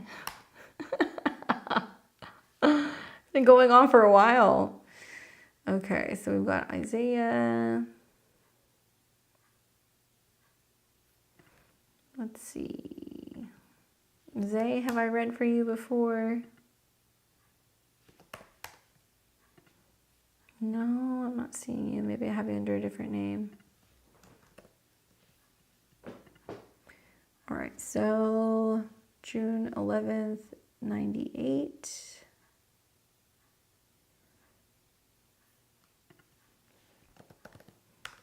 Tucson, do you still live there?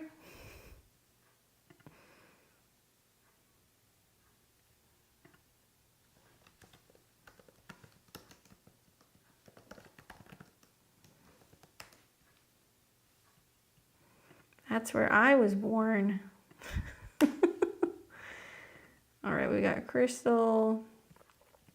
I just gotta double check and see if I have your guys' charts or not.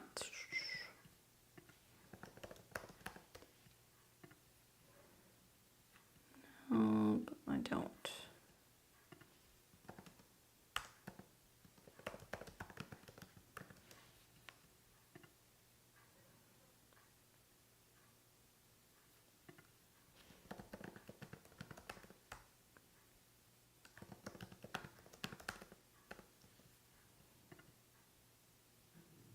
(6:22 p.m.)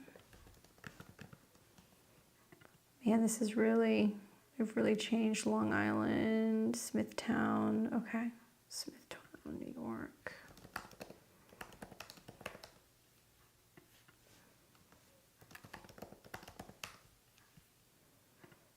All right, we got Crystal.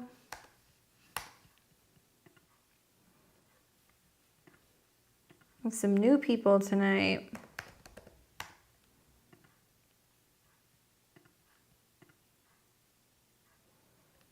Mm-mm-mm-mm.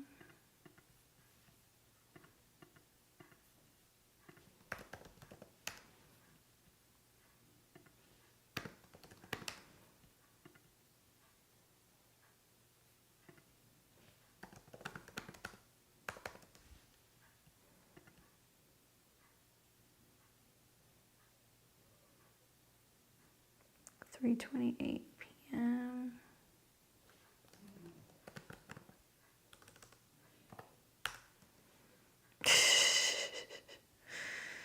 That's so funny. Miami.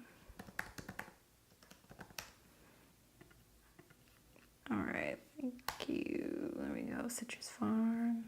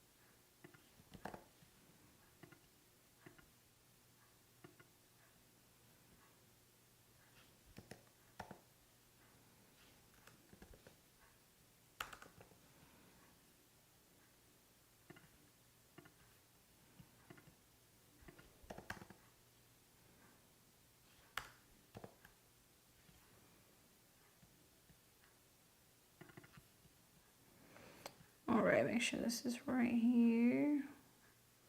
8179. Okay, cool. So we've got that. Sorry, guys, there was a couple.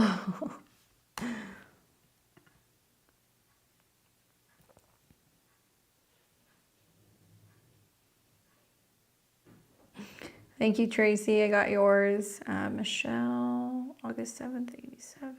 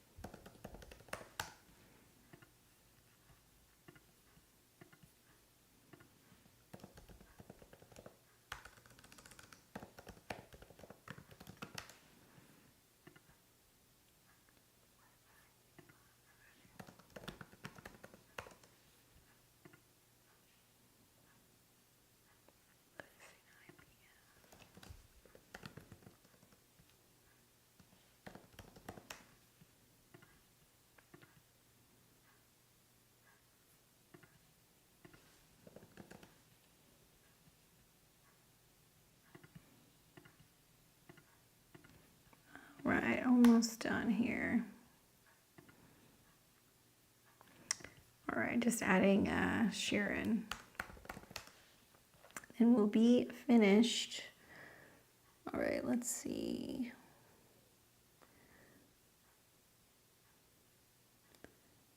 February 28th, 85.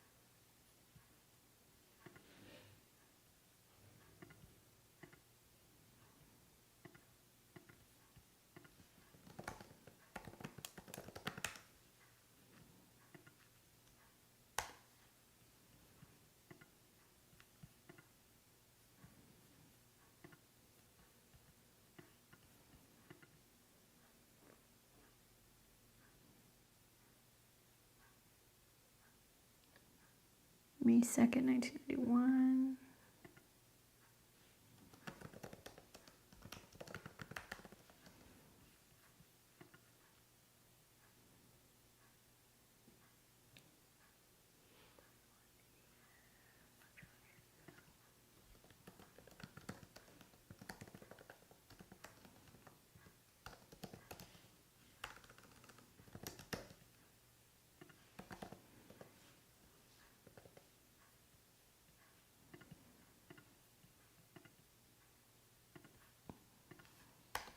Okay.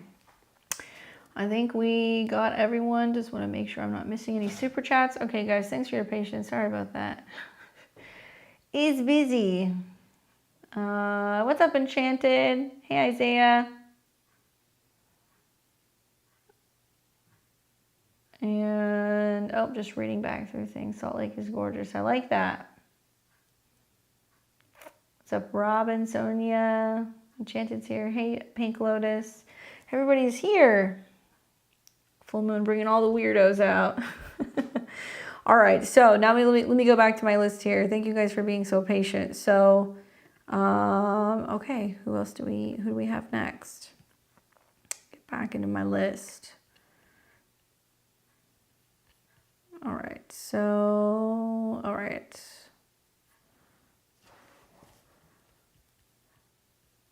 There we go. Okay, so we've got Rachel, then Isaiah, and then Crystal. So Rachel, we're gonna take a look at Pajama Guys stuff. Oh my God, I'm so excited. Let's see. Are you wanting me to do Sinistry now that we have this? Is that what you would like me to take a look at? Yes, okay. So this is the,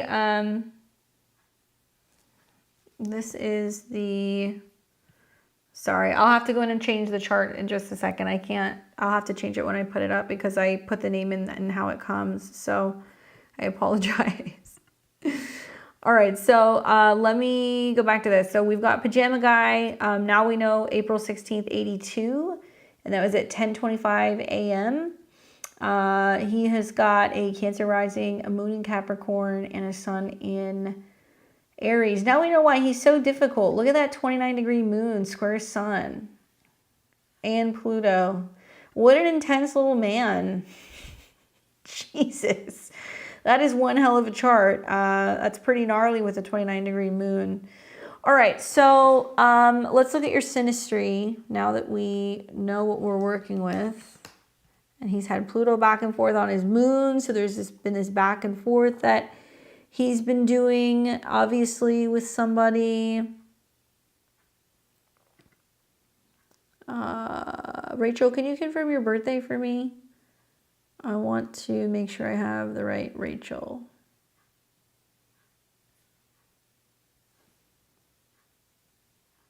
(5/4/84). Yeah, I don't know why I'm not seeing you in here. Can you send me your info so I can plug you in?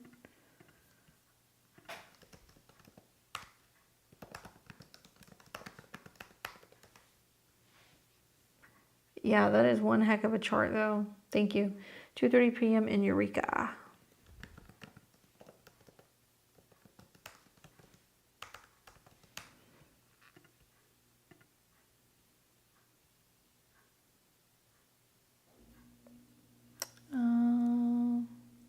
YR. Here we go. All right, so pull your chart up here with his. And let's lay this out. So your Virgo rising, he's got Venus right on your descendant. That's part of the appeal. And you guys do have like Sun, Venus conjunctions. His moon's in your 5th house of like romance. I mean, it makes sense. South Node Jupiter is pretty strong in your chart because Jupiter rules your 7th house. So this could be like past life relationship stuff that's going on. So it's almost like there is that back and forth energy whenever you see synastry with the South Node. You know, your moon sextiles his sun. That's helpful. You have a Taurus sun that slightly trines his moon. That's helpful. I really kind of feel like maybe it's like the hard aspects where there's some communication challenges because his Mercury opposes your Pluto. And obviously, I mean, I'm not gonna play the blame game, but he's got a very difficult chart. 8th house synastry is also something that can be kind of challenging when you have somebody who's got their sun or their moon in your 8th house. There's something very transformative about the relationship, good or bad. It lasting is going to be more the composite chart. So let's look at that. So let's look at the midpoint. So you guys together have a Leo rising, Sun in Taurus, Moon and Venus in Aries. All right, so Sun transits are important, and if you're aware of what's going on right now, there is a retrograde in Leo. So there can be this representation of like, okay, are we coming together? Are we going apart? What are we doing? And reflecting and reevaluating on where you're both at individually. Right? And you will see this dance between Mars and Pluto, you know, now, the beginning of the year, and then it's going to be in April. And while it's doing that, it's squaring the sun, the ruler of the 10th house. It's almost like both parties are kind of like filling it out, going like, okay, am I in and am out? What are we doing? And the impact that that's having on the overall relationship. And if it's going into the public eye, if it's like, hey, are we going to like be together, be seen together, be known together?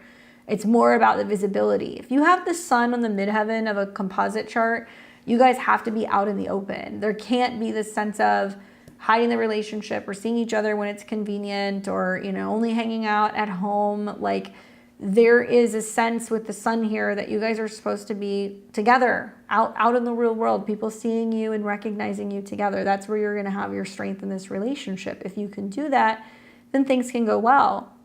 Moon and Venus are nice in conjunction in a composite chart too, but it does make an opposition to Pluto and Mars. So it almost seems like the themes of like back and forth or some relationship communication issues, or when somebody is busy or they're traveling or they're gone, there's some sense of there being like periods of time where there isn't as much connection or isn't as much togetherness. There's some space basically happening there. It's a strong sun. The sun does oppose Saturn, so it means that, you know, there's both the heavy kind of burden and the karma of home and family responsibilities and then the opposition to the sun in the 10th house. So it's almost like, you know, have you ever sat down and really talked to him and been like, hey, like, you know, I'm a mom, right? Like, I don't have a lot of free time, you know, or if I'm prioritizing time for you, you know, that's taking away from my family time, or like, I have to actually really arrange things in a way to be able to go and do things together, you know? Yeah, exactly. The space is hard for me. Yep. I mean, I think that a lot of this is like recognizing that you guys come from two, you know, very different worlds. I don't know if he's been married or had kids, but it strikes me as like somebody who's like, I still want to go out and do things and I want my freedom, but I want to be together. And you're like, yeah, but I've got like home and family stuff. Like we can do that, but we need to find a way to meet in the middle. And that seems to be what's kind of like going down, you know, and like just flipping to his chart. That's one of the more difficult charts that I've seen in a long time. just looking at this. I mean, he's had Pluto on his moon for the last year, so there's definitely been a lot of drama in a relationship, and it's been simultaneously squaring his sun, right? So somebody's saying, we need to go through a change, and he's like, well, how does that take away from my identity and like my freedom, sun in Aries? And it's also squaring his Pluto and his Saturn. This guy's got some like interesting family history with relationships. I think with like Saturn and Pluto being there alone would be gnarly, but the square to the moon and the opposition to the sun. Difficult time with one of his parents, maybe his parents' relationships. Maybe he didn't see a lot of like structure in relationships growing up, or maybe he's really relationship reluctant because Saturn is in opposition to his sun. Yeah. I'm sorry to hear that. Usually 29 degrees can be an indicator of like a bit of like a colorful story with mom, especially when it squares Pluto. So I feel like for him, it's weird. Do you ever feel like that until you like almost act like stern with him, he doesn't like get it? Because Moon in Capricorn at 29 means he's going to respond better emotionally to like, you know, women who are going to be mature, older, put their foot down, be like, this is the way that it's got to be. And it's not until then that he gets it. And even then it's like, he'll go away for a little bit, he'll sit with it. And then when he realizes like, oh, you know, they're not backing down or changing their mind, then he's going to come back. Exactly. Yeah, unfortunately, that's like the Capricorn moon curse with this one. So, you know, you don't want to have to be somebody who constantly has to put your foot down to get your point across. But I do feel like he responds well to that. And, you know, Saturn is now leaving the conjunction with his Venus. So if you're still standing after that transit, you know, who knows? The North Node's going to come into conjunction with Venus. There could be a bigger, more serious kind of commitment happening, you know, closer to the spring, and then down the road when Saturn's, you know, coming into his 10th house, it could be a new relationship status, like in a big way. But this guy has some natural reluctance to relationships. That's the problem. Sun in the 10th in opposition to Saturn, and Saturn rules relationships. So, I mean, yeah, have Christmas together, do all of those things. Maybe when Mars goes back into Capricorn and it's opposing, Cancer, and it's opposing his moon, he's reflecting and going like, wow, like actually having this balance can be nice, and I can do stuff with her, and I can also stay home, but I can have my freedom and go out sometimes and still be committed. It doesn't have to be one or the other, black or white. You know what I'm saying? In terms of like your chart with his chart, you know, moon conjunct the North Node is nurturing and motherly, even if you say it isn't, it is. And good emotional rapport, like you understand him and you actually can see that, you know, he can be sensitive, and so can you. And then the Mars connection, you know, kind of happening there is also like really good. So I'm realizing I'm reading that chart. Let me pull your chart up. I'm like looking at the transits. Moon North Node is still relatively close though. The Sun Venus is there. I like that Jupiter Juno that you guys have too. I didn't see that before, but now I'm seeing it. His South Node's also on your vertex. So that South Node vertex in the 5th house is also pretty prominent for romance. It's like somebody who's familiar, you know? I think it's funny that your Mercury and your Venus are on top of his sun. So you actually can give him a lot of like support and like encouragement when it comes to like where he's going in his life and his career and that stuff too. But I really feel like a lot of this it's going to be standing your ground with him and teaching him to be more mature when it comes to matters of the heart, with Saturn and Mars being in his 5th house. It sextiles his moon. And let's see, your guys' Venuses see each other. They sextile each other. His Mars trines your North Node. Okay, that works. And you guys do have that Jupiter-Venus opposition. So when it's good, you know, but when it's like off, it's like, man, you know, I mean, he will go through periods of being kind of stubborn and having to figure it out. But I would say, you know, it's not bad synastry. 5th house, 7th house, 10th house, all checks out. And the composite chart, you're going to know more probably right around the time that you're getting into the spring of next year, because Venus will go retrograde right over your Venus. So that's going to be a turning point where it's like maybe you're just getting to about February, March, April, and then you're like, okay, next phase, you know, what are we doing? And all of that is going to start opposing some of the Libra stuff. So it's not just kind of like, you know, you constantly pushing him along. It's being like, okay, we get to a point where are we going with this? You know, what's the plan, and how do we learn how to kind of integrate both of our lives and be able to kind of have a relationship? But it can't be hidden. Sun on the 10th house, it cannot be hidden. I hope that was helpful for you. We finally got him. He would be a Cancer rising. Oh, man. All right. So let's see. So we have Isaiah. You're welcome.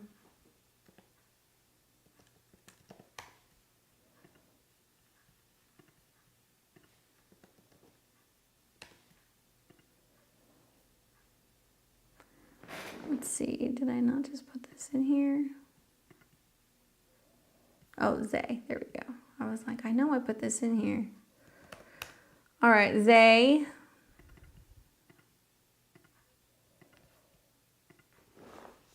Let's take a look at what you got going on.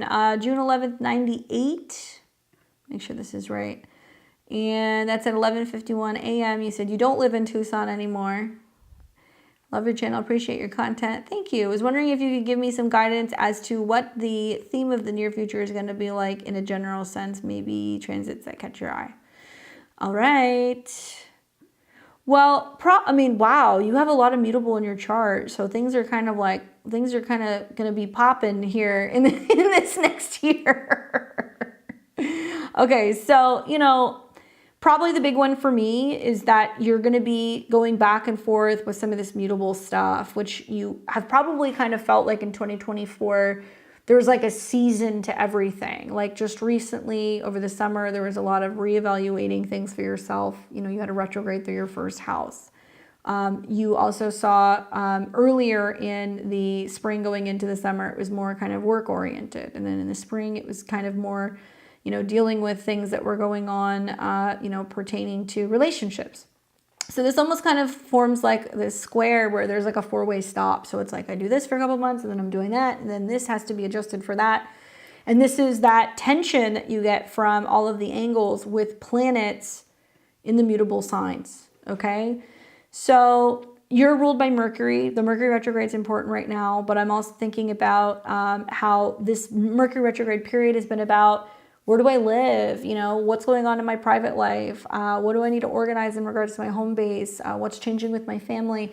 This is the foundation that really kind of holds the chart. Everything's built upon the fourth house. So it's going to have an impact on your relationships. It's going to have an impact on your career, your reputation. So it's almost like now is the time that you're getting kind of stabilized and getting everything in order. Whatever changes and adjustments you make now are going to better support your relationships and also your career in the future. So in this next year, you're going to see Saturn go through Pisces. It's going to hit 13 to 29 degrees and then it's going to retrograde back. And when it does that, it's going to make two very significant aspects in your chart. One is it's going to conjunct your Jupiter, which basically means there could be a very significant turning point in a romantic relationship. You could meet somebody, you could fall in love. You can meet the person you end up spending your life with. You could have a kid. I mean, like all those things could happen because Jupiter is about growth and abundance and spiritual development in terms of a one-on-one relationship. And then Saturn rules the fifth house of love and romance. Now, you know, it could be about starting a creative business and selling something and having clients. It could be, you know, working on your inner child stuff and working with a therapist with Saturn in the seventh house. So seventh house is how we relate to others. But Saturn will square your sun and also your Mercury, which means other people are going to start putting the pressure on you and kind of either holding you accountable or being like, you know, so where are you going? You know, therapist that can be helpful, an astrologer that can be helpful, a coach or a mentor that can be helpful, somebody who is guiding you and helping you figure out, okay, what do I want to be when I grow up, right? Sun, Mercury, Mars in the 10th house. To me, that feels like this is a chart that is kind of prepped and primed for some success in the future in terms of your career and your professional life. I think that having the right people by your side with Saturn in the seventh, and that could be supportive partners, that could be, you know, a business partner, that could be friends, whatever, who are going to support you and kind of remind you throughout the next couple of years, like, hey, I've got your back, like you can do this, if you need me, I'm there. because Saturn squares are uncomfortable. It's going to be riddled with, okay, I'm trying to focus on work-related things, but, I got to tend to this client, or I got to make time for my romantic partner, or, I have to be considerate of other people and not just be totally focused on work. So you're going to learn to kind of balance some of this stuff, right? So, Saturn has connections and associations also with challenges, setbacks, and delays, and it can be about working relationships. So even when people are sometimes being a little critical of you, or sometimes being a little demanding, or they need more, it's learning to kind of be in tune with, okay, how can I best help you? What do you need? How can we work together better? Because it's going to teach you a lot about the necessary interpersonal relationship aspect of career success, right? Because it's squaring all your planets in the 10th. So you're going to get a lot of experience in focusing on relationships of all kinds over the next 2 years. And even though it seems frustrating, I think it can be really helpful in kind of growing into this more kind of like leader, authority figure, business person, like whatever it is that you end up doing, it'll be good for you. And in the background, you've got Jupiter on your side. Jupiter is also relating to relationships, and this is where people can recommend you, partner with you, boost you up, talk highly of your skills and like your abilities, and like you're going to get a lot of support from other people in the process. Eventually, these two will come out of this lock that they've been in since really, like, I think it was like August, where there has been maybe a feeling of like that career isn't evolving soon enough, or that relationships are not developing soon enough. But they will. You're going to start to see that open up once Jupiter is getting right around the Sun and Mercury degree. So that'll be in the spring of next year. So Jupiter will go direct in February. It's going to come into conjunction with your Sun. You're going to start really reaping the rewards April, May. And this isn't necessarily just professional growth. You got Mercury and Venus doing a dance here as well. So there can be some really big relationship opportunities that can kind of pick up in your 7th house around the same time. You're also coming into your reverse nodal return. So, that's always a fun time. Things don't really necessarily make sense during that time. This is where the transiting south node is going to be conjunct your north node, and the north node conjunct the south node. So this is kind of like the halfway point to your nodal return that you'll have when you're in your the second half of your 30s. Basically, the good thing is that you can reap the benefits of the past, right? So for example, with the North Node going through your 7th, this is a 2-year period of learning about relationships and partnering, right? And then that's furthered with Saturn and Neptune in the retrogrades. But then you have the South Node going through Virgo in the 1st house, where you're shedding old skin, maybe making changes with your appearance, maybe making changes with your style. You're letting go of old aspects of yourself. Well, these are not where your nodes typically are. Usually you're like, okay, I'm in reflective mode, 12th house, I'm healing, working behind the scenes, and, maybe letting go of a need to have structure and have routine, or, maybe it's about clearing up health stuff from your past life in the 6th. So you're reaping the benefits of, hey, I've been here before, I know how to do this, as the South Node is coming into conjunction with your North Node. That's going to be closer to 2026.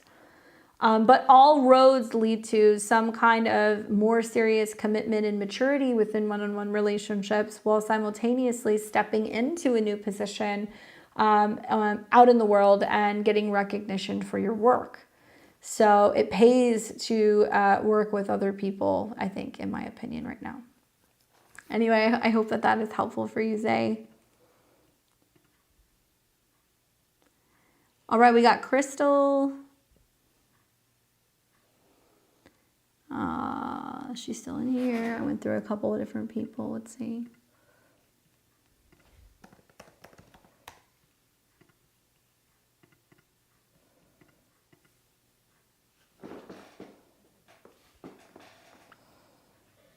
Oh, well, I feel like you'll probably meet somebody like right after the retrograde. Like you're gonna see planets kind of going into your through your 5th and then through your 7th house. So you'll see that like December through about like February, March. You'll definitely see something pick up around then. All right, so we've got Crystal, and Crystal is 7/22/99, 6:22 p.m. How can I connect with friends? How can I connect better with friends and community? I like that question. Well, look at that 29-degree moon. Mars is going retrograde over it. So you're definitely thinking about how you can connect with others. In your chart, it's interesting. Are you asking that question because you're having that feeling, or do you know that your 11th house ruler is retrograde? So 11th house Scorpio is friends, allies, connections, and that ruler is retrograde right over her Mercury. So it's how do I communicate, reconnect with people? And it's going to go retrograde also over her sun, which is going to be about change. So there's changes in the way she relates and connects and communicates with people.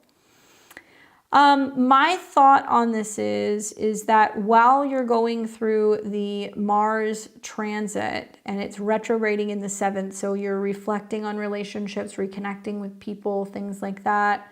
Mars is actually going to come into a trine with Saturn, so that's really good for a Saturn-ruled chart. So likely, I think maybe you'll start seeing from the time that Venus is coming into a trine with your natal placements. So this could be getting better by as early January. But it's really going to be heating up here, I would say January 25th, really through March, okay? Because Mars and Saturn will trine for a pretty long period of time. And my thought on this is like, you know, Saturn going to the 3rd house is communication, learning to listen, being open, not just waiting to hear back from people. Like, you know, sometimes it's going to be about checking in with others and asking how they're doing.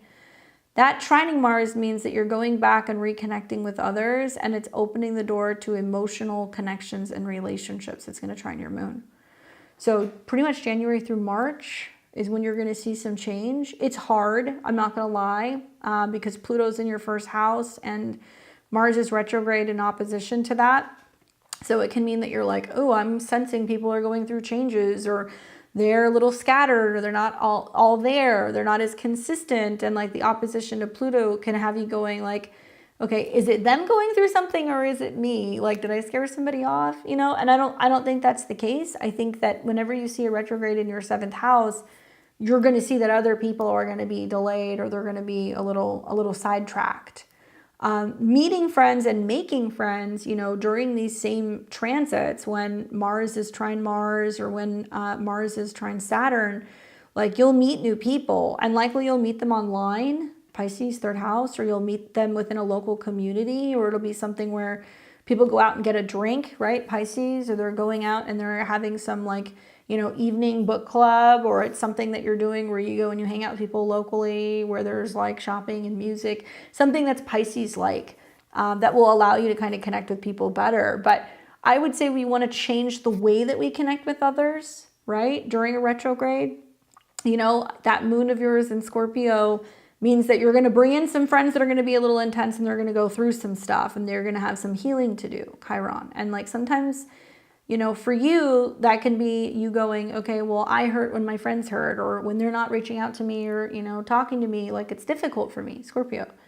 And Uranus is opposing that. So you're kind of feeling the effects of that right now. So I would say reconnecting with people during the retrograde is great. But by the time Mars is going direct in February, if you're not seeing any traction, you can definitely be more active and kind of involved in your local community, and you could be meeting new people that, you know, are definitely going to kind of start to kind of peak up. You don't have any squares to your Mars or anything like that going on. Yes, your natal Mars and Saturn oppose each other. And so there might be this feeling of like, okay, I've got work and then I've got my private life, and they're very kind of separate, and it's harder for me to make friends at work, or, you know, I have friends, but we're not on the same page in terms of what we got going on professionally. You know what I'm saying? That's difficult. When you have your 11th house ruler in opposition to Saturn and it's on the cusp of the 5th, it means that, you know, dating somebody, being in a relationship will balance that out. If you have a romantic interest, you'll have time with friends, and then you're like, okay, I'm seeing my partner.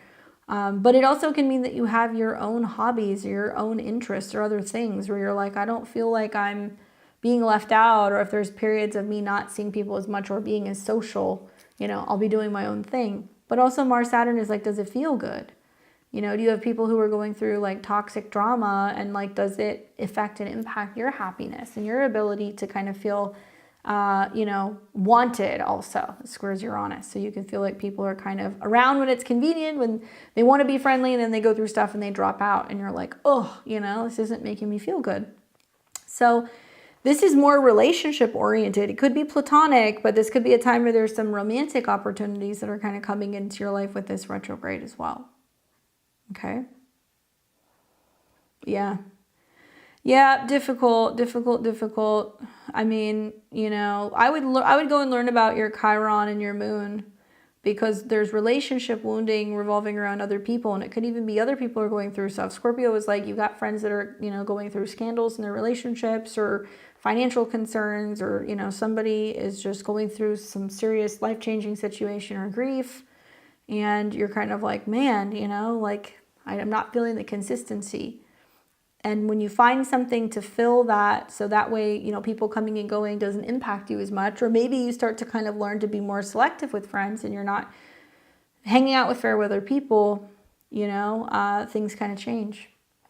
My best friend, crush just died yesterday. Aww. Yeah, I mean, you know, the good news is that Mars in Cancer in the 7th, when it's direct, can be like people coming back around and being like, hey, we're just now kind of bouncing back. We're more available. You know, we've dealt with the crisis, you know, let's hang out. And they might invite you over to their house, or you'll be doing stuff kind of domestically where you're hanging out and just eating and having a good time. Cancer things. So I think people will come back around for sure. But consider with Saturn in your 3rd house something that you can be doing that's either local or online. That's going to be more creative, mystical, magical, kind of spiritual, you know. Hopefully that's helpful for you, Crystal, in navigating that time where you're kind of balancing things out with friends. All right, so we have got Tracy and then Citrus Farm.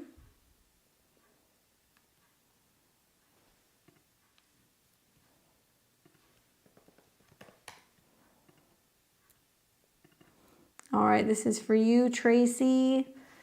Let's make sure we got your info right. October 5th, 67. And that was in Orange Park, Florida. And it's in Miami at 3:28 p.m. Okay. Am I going to have a financial break soon? Will I finally take the reins and launch my business to see financial income? It's been a nightmare the last couple of years. Girl. Let's take a look. You were just now kind of starting to have Saturn return back. Oh, you live in OP. Okay, you live in OP, but you were born in Miami. Okay, gotcha. So, you know, now Saturn is coming back into your money house, right? So there's like something going on here where, you know, you're more aware or hyper aware of money, finances, resources, spending, all that stuff. Jupiter obviously is connected to money, so I got to see something going on with Jupiter. And obviously, since the summer, Jupiter and Saturn have been kind of landlocked, where, yes, there is some new business, something creative that's expanding here, but, you know, it costs money to run things or to start things or get things kind of up and going. So maybe you haven't seen as much of the growth yet. And that's been really apparent over the summer and also kind of like right now. So you'll see when Jupiter breaks away from Saturn going into the new year, and especially when it's going into Cancer, it's going to start coming into a trine with Saturn and Neptune in 2025. You're going to see some of the stronger periods are going to be like during Cancer season in June, July. Then you're going to see in November when Mars is going into your 10th house and it's trining, that second half of 2025 is actually looking pretty good in this chart. And then you'll have your Jupiter return. So like, yeah, this is definitely going to be something that's going to change. However, the North Node is going into Pisces in your 2nd house, whole sign. Saturn and Neptune are going to go in and out of your, in and out of Pisces in your 2nd house next year. I feel like for a lot of Aquarius and Aquarius risings, it's about getting clear about how much money they need to be spending, they should be spending, what they can afford. This is also investing in yourself. So like there's this theme revolving around, at least for me, I remember the Saturn transit of being like, okay, I'm only going to get paid what I feel like I'm worth. And if I don't feel like I'm, knowing what my worth is, how am I ever going to be able to put a price on my services? And how am I going to be able to, actually make this a legitimate business? And that was a big lesson for me, I think, with my Saturn transit. You are yet to come into your second Saturn return. You'll be having that in a couple of years in 2026 and 2027. And you almost have like the precursor where right now there's a lot of like, oh my God, am I going to make it? Is it going to happen? Is it going to work? And then you're going to start to kind of see down the road as planets are eclipsing and kind of retrograding in the spring of 2025, you're going to be like, okay, this is where I'm really getting clarity. It's kind of like a now or never moment. And that's when the pressure is going to be on. Okay, so it will be February and March as they are not squaring Jupiter, but they are making all of these oppositions to your 8th house and other people's money. So a lot of your income is going to be determined based off of who can buy, who can spend, who can afford, all of that stuff for you. Anyway, I do feel like after that kind of reevaluation that's going to happen in like March and April, you've got some eclipses that are kind of indicating that, more money may be coming to you. Specifically, I think it would be the Virgo eclipse. Let's look at that.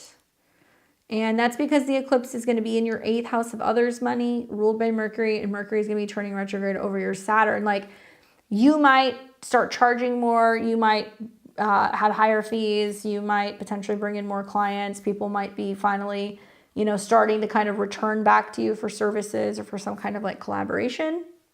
And that's going to be the point that you're going to be wanting to watch for. I need to see also like, Jupiter making aspects with other planets that can show me that there can be some wealth opportunities. And when Jupiter gets into Cancer here, this is also when things start to kind of peak up and get good. That's going to be the end of June. And then the second half of 2025, Jupiter will trine Saturn. Okay, so you got Saturn in your work house or your financial house. Jupiter's in your daily routine house and they're trining. I think that the fall of 2025 could be like kick ass for your business. I think it's going to be really good. I think it's just a matter of getting to the spring and then trying to figure out new ways to be able to expand. And, maybe so much of these South Node eclipses in your 8th house is kind of feeling like, I don't want to have to take on more debt and I don't want to have to, take out loans or, be dealing with some financial concerns. And the South Node can go through there and it can help clear that out. It can actually help you make more money and then have a breakthrough and then feel like you're kind of finally playing catch up and you can kind of breathe. So the aspects that you have, I think, are actually really wonderful. It's just going to be a matter of getting through that February, March, April time and being very clear about what your costs are and what you can afford, and also knowing exactly how much time and effort you're putting into what you're doing and knowing your worth. A retrograde on your Saturn tells me there's going to be something that's going to change direction in terms of realizing that, and then that's going to have a financial kind of effect. Okay. I hope that is helpful for you, Tracy. I'm excited to see things get better in terms of your business, and launching it, I would avoid during the Venus retrograde. If this were me, I would be launching closer to the second half of April. That's going to be the first real decent astrology we're going to see in 2025, as much as I hate to say that. Eclipses, Venus retrogrades, Mercury retrogrades. Use that time to strategize, maybe create a website, start putting some things together. You can do that February through April and then launch the second half of that month. Okay. We've got the citrus farm. I'm just catching up here. Thank you, Sonia. It is me just through PayPal. Okay, got it. All right, so Citrus Farm says, I love that name. There we go. All right, so we've got you here, December 30th, 94. It's almost your birthday. Wow, that's a big one. All right, so I have a reading with you coming up next week. I wanted to throw some more money at you because I watch all your videos. Thank you, I appreciate that. Well, congrats on getting ready to wrap up your Saturn's return. You turn 30, and that's when the effects really start to wear off. Probably what interests me the most is the fact that you are having this Mercury-Jupiter stuff going on. Let's see what else is happening with your natal Jupiter. Mercury turns direct, very close to your natal Jupiter.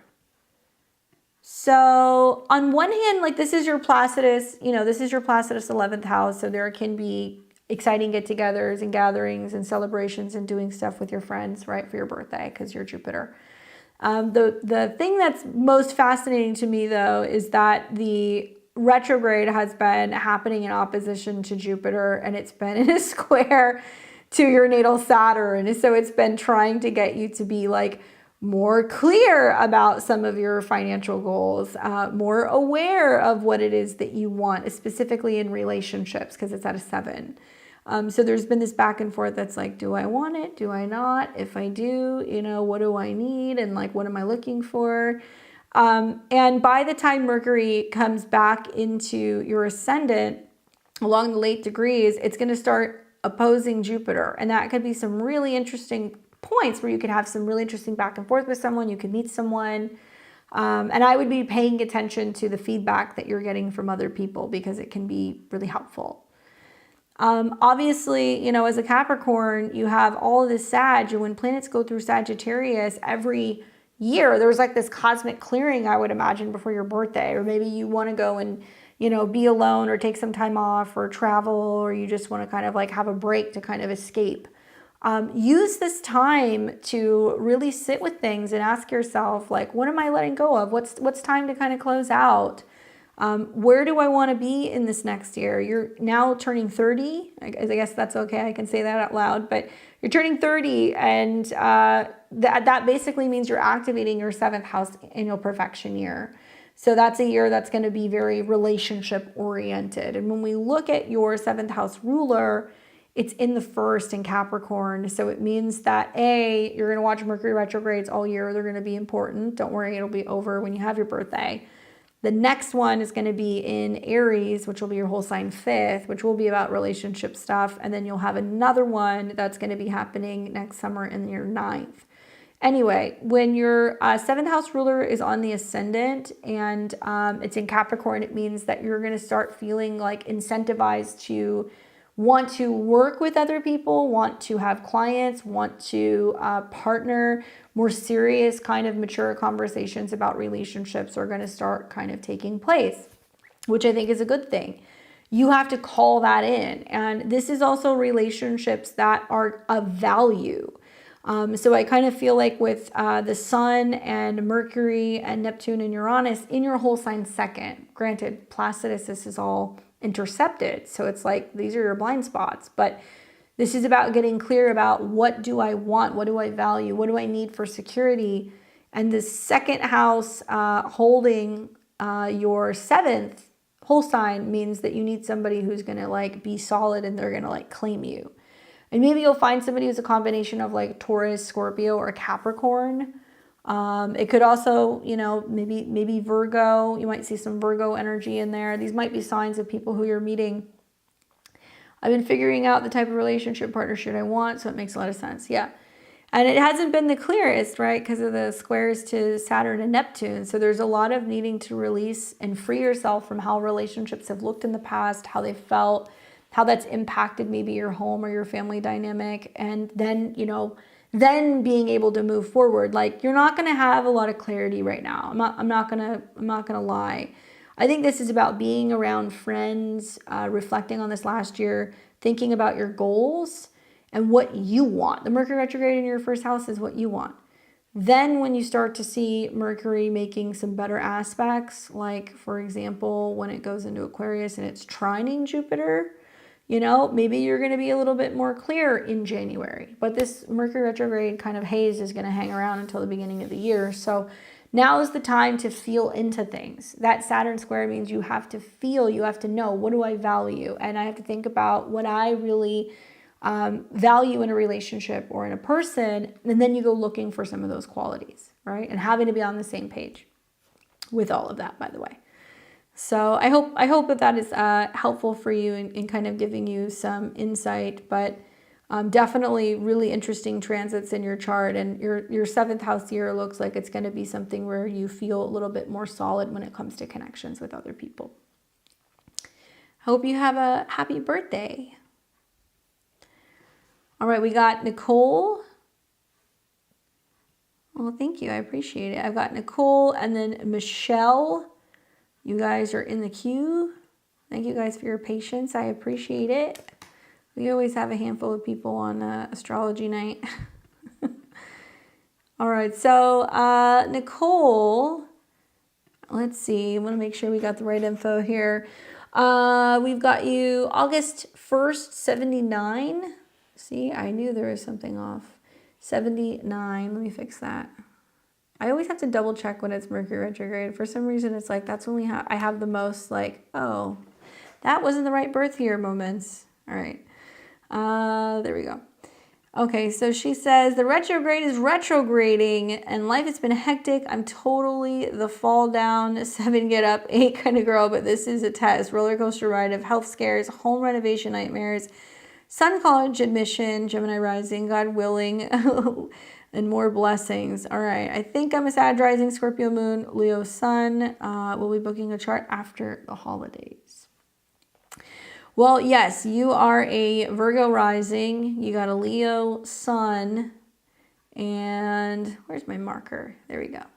Virgo rising, Leo sun, and your moon's in Pisces. Holy cows, you're getting kind of whiplashed all over the place. You know, when you have a Mercury retrograde like this, when you have other mutable placements, it makes things very colorful, to say the least. So, you know, rearranging the home totally makes sense with the retrograde. As if it wasn't annoying enough with the squares to Saturn, where there's definitely some back and forth and it's more relational issues than normal. Whether you're talking to people about fixing your house, or you're, you know, talking to your kids, or you're dealing with like partnership or relationship stuff, it definitely challenges when it comes to you connecting with people. And honestly, I'm going to speak on behalf of Virgo risings. I'm not one, but I'm going to say it. I think there's a lot of Virgo risings getting kind of fed up and agitated with people who aren't taking responsibility, or they're not thinking clearly, or they're not present, or they're not emotionally checked in. Because Mercury is you. You're checking Saturn. You're like, where were you when I needed you? You know, or why didn't you take care of this? Or why is this being left up to me? So you're probably finding a lot of things going on with home, with family, that you're like, man, everything is like landing on me. On top of that, Mars is retrograding through your sun sign, and it's on top of your Mercury. So it's like, oh my God, your chart ruler is just like getting just spanked right now both ways. Thankfully, they're in a trine to each other. You know, obviously having all this Leo in the 12th house, you're no stranger to like probably trying to find a room sometimes to just kind of hide in, just to have some like peace and quiet space, or a room that you craft in, or you know, hanging out with your snacks and watching TV and just kind of like chilling. Usually you'll run away or you'll hide when you have planets in the 12th house. And right now with Mars retrograde out, you don't have the space, you don't have the time, you don't have the luxury of just being avoidant and being like, oh, not my problem. So you're being pushed to communicate differently with your family and kind of let people know, hey, I need time too, or, you know, I need you to be, you know, assisting me, because by you not being there, or you not supporting or being involved, this is falling on me and it's causing me some kind of like mental stress, right? So communication. The way out of the Mercury retrograde is to work with the Mars trine. And it's about talking to other people about what's going to change.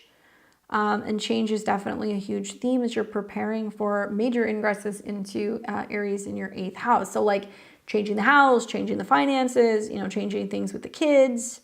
You know, children's education is going to be 1, 2, 3. So Saturn in the 7th squaring is a lot of the back and forth that's changing with the home and the family. And then moving in a more serious, committed, you know, kind of career direction or education direction, I guess, in this sense, So all of these things like make sense. I feel like you're going to see some big changes happening, whereas some of this stuff is going to calm down after you see the squares. And so one day that piques my interest is, I know the day that Mercury opposes Jupiter, it squares Saturn, which is also squaring your Saturn. So hang in there, but like, you know, I would say the 25th, so Christmas, and it's not because it's Christmas, it's the astrology in your chart. Christmas until about maybe the 29th, there is some more topsy-turviness. And maybe you're doing the holidays differently, or, you know, the renovations have, you know, required you to improvise or go out to dinner or see family or something. And then you'll have one more little bout of some communication issues around January 4th. And then Mercury is going to go into Capricorn, you know, so much better for a Leo, because it's going to be more about organization, and maybe you're going to have a better idea with, you know, what the plans are for the kids and stuff kind of going into the new year. And then you just take a breath until you get into, you know, March and April, when you see Saturn and Neptune conjunct and Venus retrograde. I'm just going to put this out here. For me, this is more not just figuring out your kids' education, because that is connected to the 7th house, but it's also going to be things like who's supporting you, right? Your 7th house can be a romantic partner, it can be a spouse, it can be a family member, it can be a therapist, it can be an astrologer. The 7th house, when you have eclipses and you're having retrogrades there, it's a time where you're like, I need somebody to give me some kind of guidance or clarity. And I would say this to any Virgo rising. I think you guys really benefit by working with a therapist or a psychic or a healer or an astrologer, because Pisces is going to be somebody who's kind of like out there, right? So somebody who's kind of like tapping into something, and that can help neutralize some of the more kind of challenging energy that can come for your relationships if you're working with somebody who's giving you guidance in that way. So would be a good time to work with somebody in the spring of next year, because they're going to kind of help you not only give you perspective, but all this Pisces quincunx is Leo. So it says like, hey, by the way, like, you know, on one hand, you know, here are some creative solutions to kind of fixing the problems, but also this is where you need to get out of your own way. You know, it's somebody who's going to help you recognize and realize some of those 12th house patterns, and, you know, be able to kind of overcome some of them, basically. But man, Saturn will finally be off your south node, not opposing your Saturn.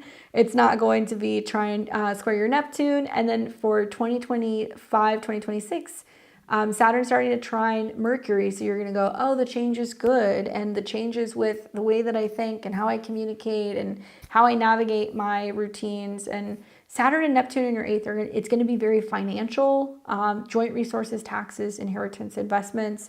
But I also feel like it's a total transformation of the self. So it can be very emotional, kind of like psychological as well. Woof. Virgo risings, man, they're kind of getting it all over the place. But things are going to really start to kind of pick up after this period in the new year. And very curious to see what this like relationship and like career related energy is for you in 2025, because those areas get highlighted big time. All right, so we've got Michelle, and then Sharon, and we've got Jeffrey. Okay, so thank you guys for your patience. Let me pick up Michelle's chart. And if you guys haven't already, make sure you subscribe to the channel, click the bell button. I'm here every Tuesday, Thursday, Friday, and Sunday. Hit the like button too. Thanks, Davers. All right, so we got Michelle here, and this is not the right Michelle. We've got a couple of Michelles. Hold on a second.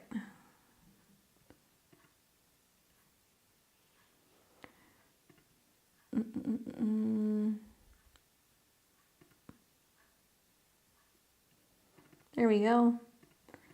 There's the right Michelle. August 7th, 87. All right, Michelle says, I've come down with the chills like yesterday. Can you point that out in the chart? Can you point out March 2025 with basically the square Pluto and Neptune and Saturn and Aries conjunct my south node, square Neptune. I'm moving away from the 9 to 5. Well, I'm sorry to hear you're not feeling very well. Let's take a look. I mean, Couple things that kind of come to mind. Probably this transit where the sun has been coming in for a square with Saturn. So Mercury and the sun have been square Saturn, so that can be creating some health issues, some immune system issues, kind of feeling under the weather. At the same time, you had the moon and Venus and Pluto in your 12 of resting, recuperating, staying down, but fevers and chills, okay? Mars is retrograde. So with Mars turning retrograde, it is in your 6th house of health, where there can be some change or turn of events with your health. It looks like it is been in opposition to Pluto and Venus in your sign. So it's now heading back towards your Mercury. And that could be about a period of detoxing or cleansing something out. Like clearing the guts out, like taking food that's going to or herbs or supplements that's going to kind of clear your guts out. If you do have anything like viral or bacterial, it could be in your digestive tract. And you want to be very careful with fevers. We see a lot of fevers with Mars retrograde. Doesn't matter what sign it's in. So I'm looking at this come over your Mercury, and it could mean that it's like burning something off. But I would watch for fevers, chills, illness-related things on the 17th. Like that's a time to really watch because the moon will be there. And then also when Mars is on your Mercury, that'll be around the 28th and the 29th of December. But the 6th house is digestion. I want you having hot herbs, hot spices, garlic, chili paste, all of that stuff. If you're incorporating that into your 6th house, it can burn some stuff off and clear it out. And ultimately, Saturn is your chart ruler. So when we see Mercury finally come out of a square with Saturn, when we see the sun come out of a square with Neptune, I think you're feeling better. So, I mean, you know, in theory, once you kind of get to the end of the month, you might be kind of back on track. But it's not unusual when you're having planets go into your 12th house that you're healing, resting, or kind of taking some downtime. You add that with a Mars retrograde in the 6th, and yeah, fever will definitely prompt a lot of that happening. Moving away from 9 to 5, I mean, you know, our bodies will sometimes literally give us ailments and illnesses and things that will slow us down if we know that we're supposed to be making a change in a direction. So to hear you say, oh, I'm leaving the 9 to 5 while Mars is moving out of your work zone where it wants you out of an office space, going into your 5th house where it wants you to do something creative, or it wants you to do something for yourself, or it wants you to launch a business, or do something artistic, or something revolving around self-expression that maybe you're doing from home, right? Cancer. So the Mars retrograde is pretty much bang on. It's doing that. And you've also had a Mercury retrograde that's been kind of taking place in your 10th house of career. So like, man, that'll do it. I really wonder how many either late Aquarius or Pisces risings are having this experience right now. That's like, I'm not working, what's going on? I got to heal something, you know, and that's because it's the universe's way of being like, take a break from what you've been doing, like, you know, heal, rest, and then start thinking about, okay, what's next? And how can I feel like maybe it's encouraging me to make time for some of my creative endeavors with Mars retrograde in your 6th house, creating the time in your schedule. You know what I'm saying? So many of my late degree Aquarius risings and Pisces risings have been having some health-related ailments, and you just happen to get nailed a little bit harder because it came with a Pluto opposition, and obviously, you know, it's going through some of your personal planets, but detox, detox, detox, anything you can to kind of clear out the digestive tract. And a nice Jupiter transit's going to bring you some pretty good opportunities. I'm curious to see what happens for you in the new year, right when you start seeing Jupiter coming into a trine with your ascendant. There may be a significant work change happening, you know, maybe May through about July, Mars transit, and then a Mercury retrograde through this house as well. Okay? Feel better. Feel better. Don't mess around with those fevers during these transits. All right, so we've got Sharon, and I have not even read your question yet, so I got to pull that up.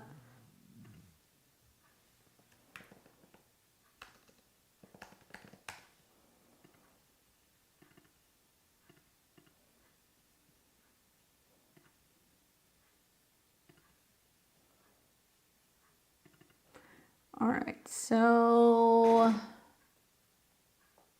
sure, I'll do that.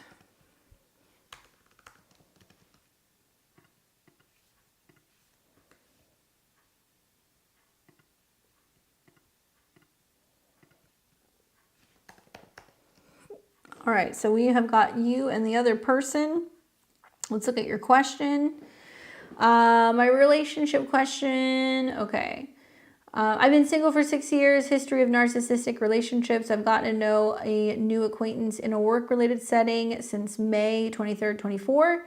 The connection is there, and I really feel a strong sense of safety and trust, but it's bad timing. He's not single, and I will be working in a different city. Does this connection mean anything potentially? So I've got you here, February 28th, 85 at 6:57 a.m. and that was in India. And you've got this other person that was born on May 2nd, 1991, and that was at 2:41 a.m. in Montreal. Ooh, girl. Well, first of all, let's look at you, and then we'll get into their stuff. But let this be a bit of a fair warning to you that part of what you're going to experience over the next year and a half can be like this feeling of like, is it the right time with people? Like, I'm not just saying that. The South Node is now going to enter into Virgo. So it's going to be in your 7th house. And on one hand, it means that people may go away and come back. It can mean that people are undergoing a process of change and they're needing to make changes in themselves, or they're needing to work through some kind of conflicts or issues. It can be work issues, health issues. It can be, issues pertaining to communication, whatever. And that will be opposing you while the North Node's going through your house. So in layman's terms, the next year and a half is really like what's best for you. If somebody else shows up and they end up kind of working, into your life, or it works for you and it's a good match, great. But you're going to see lots of changes because of the Mercury retrogrades, vibing off of the South Node transit, because also you're going to have eclipses in your 7th house. And those are really going to start in the month of March. Likely you may see a situation in March where there is some kind of like, conclusion, taking a break, taking a step back from this person, or allowing them to come back to you, because Mercury will be getting ready to retrograde in March, kind of mid-March to the end of March. It can also be that you're reevaluating what you want from relationships, but that could be a point that you're going to want to watch. Your Mercury is in Pisces, it's on the ascendant, so you don't have a trouble meeting people. I think with Saturn conjunct Mercury, you're learning to literally say, no, not like this, or no, not now, or now is not the time, or maybe you're being cautious in how you're communicating and kind of navigating with someone if you get the feeling that, they've got some stuff that they need to work out. So when you see a positive transit to your Mercury, relationship stuff can definitely get a little bit easier. I do feel like you're going to see some Venus, Saturn, Mercury stuff. So there can be a serious conversation in January, mid-month, kind of being like, this is where we stand. This is what's kind of happening, between us, or what I can and cannot do. And you kind of like lay out the line, and then you wait. Okay. So stand your ground, tell them how you're feeling. If it's the wrong time, or if you're like, hey, go figure out your stuff. And if you come back, you come back. Leave it there. It's almost like you're laying a fishing line. And then what you're going to see is then you're going to wait for the second part of March when these planets retrograde, and then you reel somebody in, and they may come back to you. Or it's a very karmic time in relationships in general. I think it's going to be a time where you have more clarity about what you want, and you could bring somebody in very easily. And then, you'll see how relationships go. But eclipses will continue on, and you're going to have them in aspect to your Mercury. You'll have one in September of 2025, where that's a big conversation, relationship kind of time. This is a good one. Fall, you're going to have the eclipse trine Jupiter, so it's opening up to new romantic opportunities and togetherness and romance and love. So like, things get easier, but it stems from really standing your ground and being clear about what you can and cannot do. You get what I'm saying? Now, when I look at your synastry with one another, obviously they're a Sun in Taurus in your 2nd, so there's a sense of really valuing them. And vice versa. You have a Mercury, Venus, Mars, so there's a lot of interest, there's a lot of communication, there's some mental attraction. You've got a Moon Uranus conjunction, so maybe emotionally you guys really read each other very well. Like there's something there that's just like it's almost like you can read each other's emotions and feelings without saying stuff.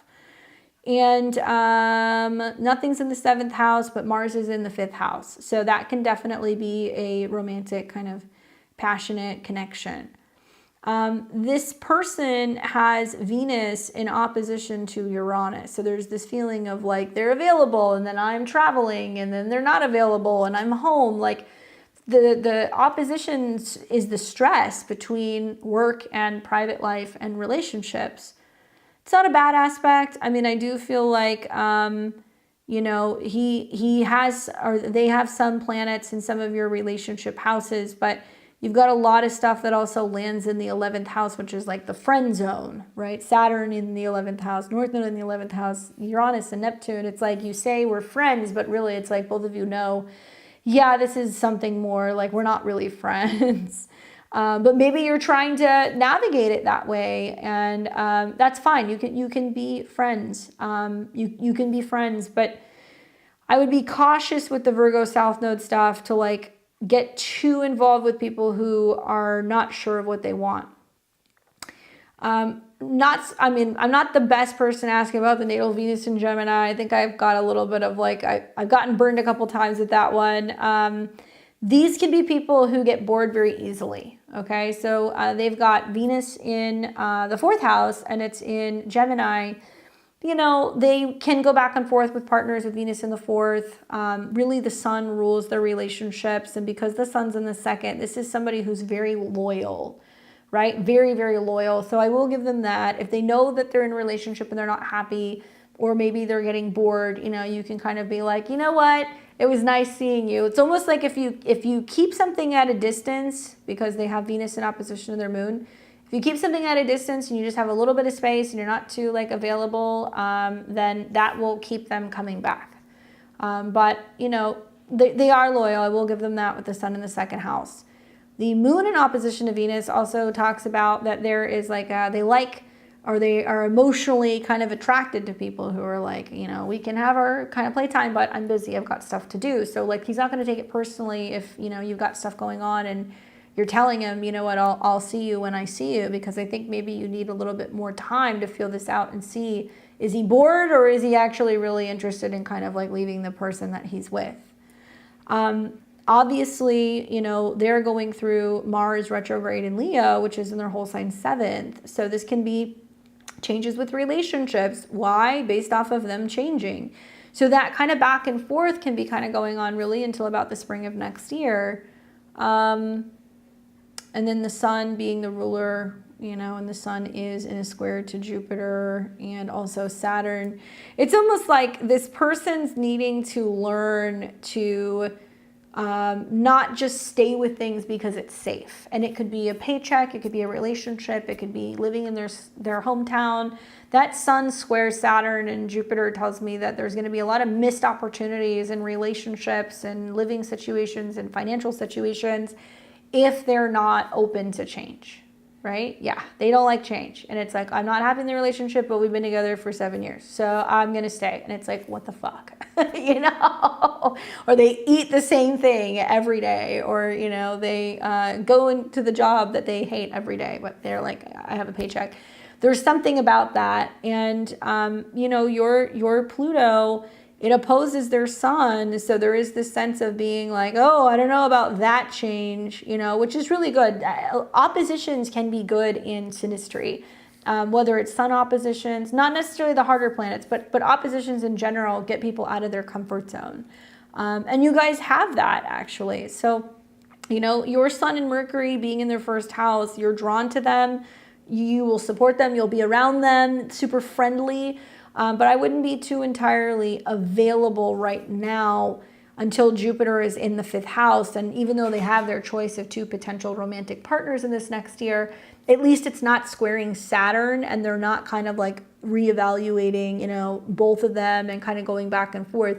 Likely there's going to be some clarity about where their relationships lie getting into the spring and the summer of 2025.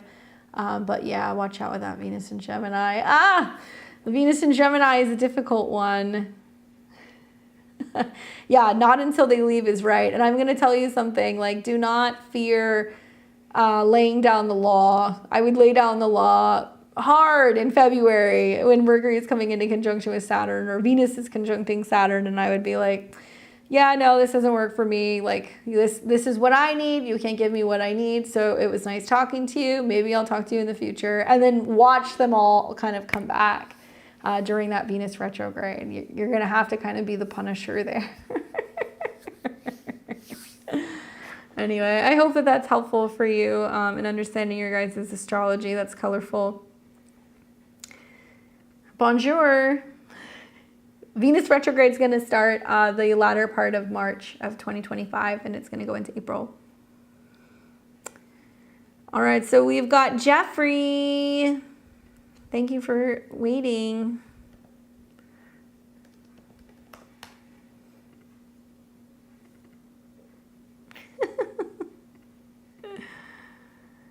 All right, so we've got Jeffrey here, May 9th, 85, another Taurus, Aquarius rising, moon in Capricorn, last but not a Pisces. I like that joke. I'm going to start using it. All right, so let's see what Jeffrey says. All right, what's the next March through May months looking like? I plan on quitting my current gig in January next year to take 2 months to give time to self and my projects. But you were right, I haven't been without a job unless by my choice all year. Now I want to be fulfilled. Don't want to be the next 20 years to be slave years to meaningless corporations. All right. Well, I appreciate that. I feel the same way. So, looking at this, it's kind of cool. I'm glad to hear that you reap the benefits of some of the transits this year, the Saturn trine Saturn, and also now Mars has been in your 6th house. You've been busy. So with Mars retrograde, there's like a sense of like, okay, I want to, maybe get out there and reconnect with friends or even with yourself. Mars retrograde can help you also bring in some like romantic connections or some playmates or people you can hang out with. And when it goes into the 6th, the only thing you want to watch for is like health stuff or falling off of a routine or not feeling as productive. Like that can happen. But Mars will make aspects to Saturn. So I actually feel like you've earned this. If you feel like you need a little bit of a break, Saturn coming into a trine with Mars makes me feel like that's very doable. I don't know if you had a certain date in mind. Let's see. So you want to know like March through May. So if you're quitting in January, Mars is retrograde and then it's going to trine Saturn. So it means literally you're basically free in February, right? You're free to go and kind of do the stuff that you want to do. What I also like is that while Mars is doing that, it's going to be sextiling your sun. So it's going to be like getting into a routine, being home or having a place that you feel like you can be, for a period of time where you're kind of stabilizing a little bit. It's trining your midheaven, and it's also going to be trining your south node and Saturn. So you're re-strategizing and thinking about where am I going? What changes am I making? I don't really see any issues. I mean, obviously, I'm not saying this because you're going to take time off work. I'm saying this because you're going to have an eclipse and retrogrades in your 2nd.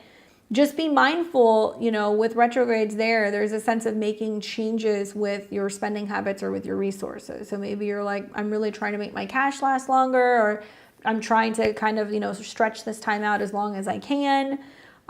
Granted, it's also possible that the retrogrades get you back into something. I feel like with Mars going direct and Mercury and Venus retrograde in your 2nd, you have a month off, but then all of a sudden there's job offers that are kind of coming in March and in the end of March, and you're like, okay, I guess I'm gonna maybe go back to work. I can't say no to the money, and then you'll go and you'll do something. But that's what's so important when you have water signs in the 4th, 6th, and the 10th house, is that you have to feel emotionally in alignment with what you're doing. And if it doesn't feel good, if it doesn't feel like it's part of your purpose, or if you're starting to feel energetically drained, or if you're starting to feel kind of bummed out, that's when it's like, hold on, then we kind of reassess. So a retrograde with work, a retrograde with money is saying, look, you're doing this because you see it as something that's regenerative. It's trining Saturn in your 10th house of career. You're like, I need a second to take a step back and kind of feel like re-energized, but also incentivized and like inspired to kind of go and do something again. So take that downtime. You know, don't just say yes to all of the job opportunities in March. If you really want to take time, you know, February and March, you can. There will still be opportunities there. And I think you may even have a lot of negotiation opportunities with retrogrades in the second house because, well, Mercury rules the eighth. So there's a lot of like, well, what are you going to pay me? You know, what are the benefits? Like, am I going to get a bonus? Do I get a signing bonus? Like anything like that where you will have more of a say, I think, in your price. Just go into that period of having a month or two off, just being on top of your finances and just kind of, you know, being mindful that you're not going to have that flow that's going to be in at that time. And then finally, other big news you're going to have in the spring, Jupiter will go into your fifth. So that's also like, I want playtime. I want creativity. I want to have fun. Jupiter in the fifth house is more, it could be sports related, it could be road trips, it could be also like meeting people and like romantic opportunities kind of popping in, which could give you the opportunity to, you know, socialize and see people in other areas. And like kind of Jupiter in the fifth makes me feel like exploring different cities, maybe weekend getaways, things like that could definitely be very doable. And here comes Uranus back into your fourth house, and now it's here to stay. And you will see that start coming into trines with Pluto, as well as trines with, what else? So it's going to be trining Pluto. It's not going to trine Jupiter, but it's going into the same sign as Jupiter. So this makes me feel like, who knows, you might be traveling some places that you consider kind of staying in a little bit more seriously or more permanently, you know? Lots of money stuff the next couple of months. It's almost like, you know, you're winding down with planets going through the 12th house in December going into January. You're ready for rest, but yeah, you're going to have lots of opportunity waiting for you to go and, you know, build something new or get involved in something that's going to feel a little bit more fulfilling. February through about April. 7 years to choose from my project. Been traveling all over the U.S. the past decade. Yep. It definitely could. I definitely feel like, you know, I know when it's Pluto ascendant conjuncts. Yeah, and that can also be really good for your creative projects. And it's trining your Chiron and your Mars, which is your whole sign fifth. So it could be something that you're creating, writing, sharing, you know, with other people. And it allows you to kind of have some breakthrough. It's like a new identity that emerges when Pluto is on your ascendant, you know? Very, very exciting. You're going to have to let me know what ends up happening in February, March, why you're so sought after for some reason, because somebody's going to be trying to kind of like pull you back to work. Anyway, I hope that is helpful for you. It's always getting to hear from you. Thanks for stopping by. And that's pretty much it for me, guys. I think I got everybody. If you have not already given me a thumbs up, like this video, you can catch me here on Fridays. I'm usually here around 6 o'clock p.m. Central Time. That's 4 p.m. Pacific. And obviously that is 7 p.m. Eastern. Join me on Sunday. We're going to be here talking about the Sun-Neptune square. We've got horoscopes coming up in this next week and lots of goodies as we get closer to the new year. And if you want to hang out with me and ring in the new year with me, check out my link below in the description. Head over to beyondtheveiledtarot.com, get your 2025 New Year's Day astrology webinar, and we can ring in the new year together, talk about all of the new astrology next year. I can't even begin to tell you how excited I am to talk about planets and different signs. Finally, we're going to have some change in the astro weather. So with that being said, enjoy the rest of your weekend. You guys take care, and I'll see you back here very soon.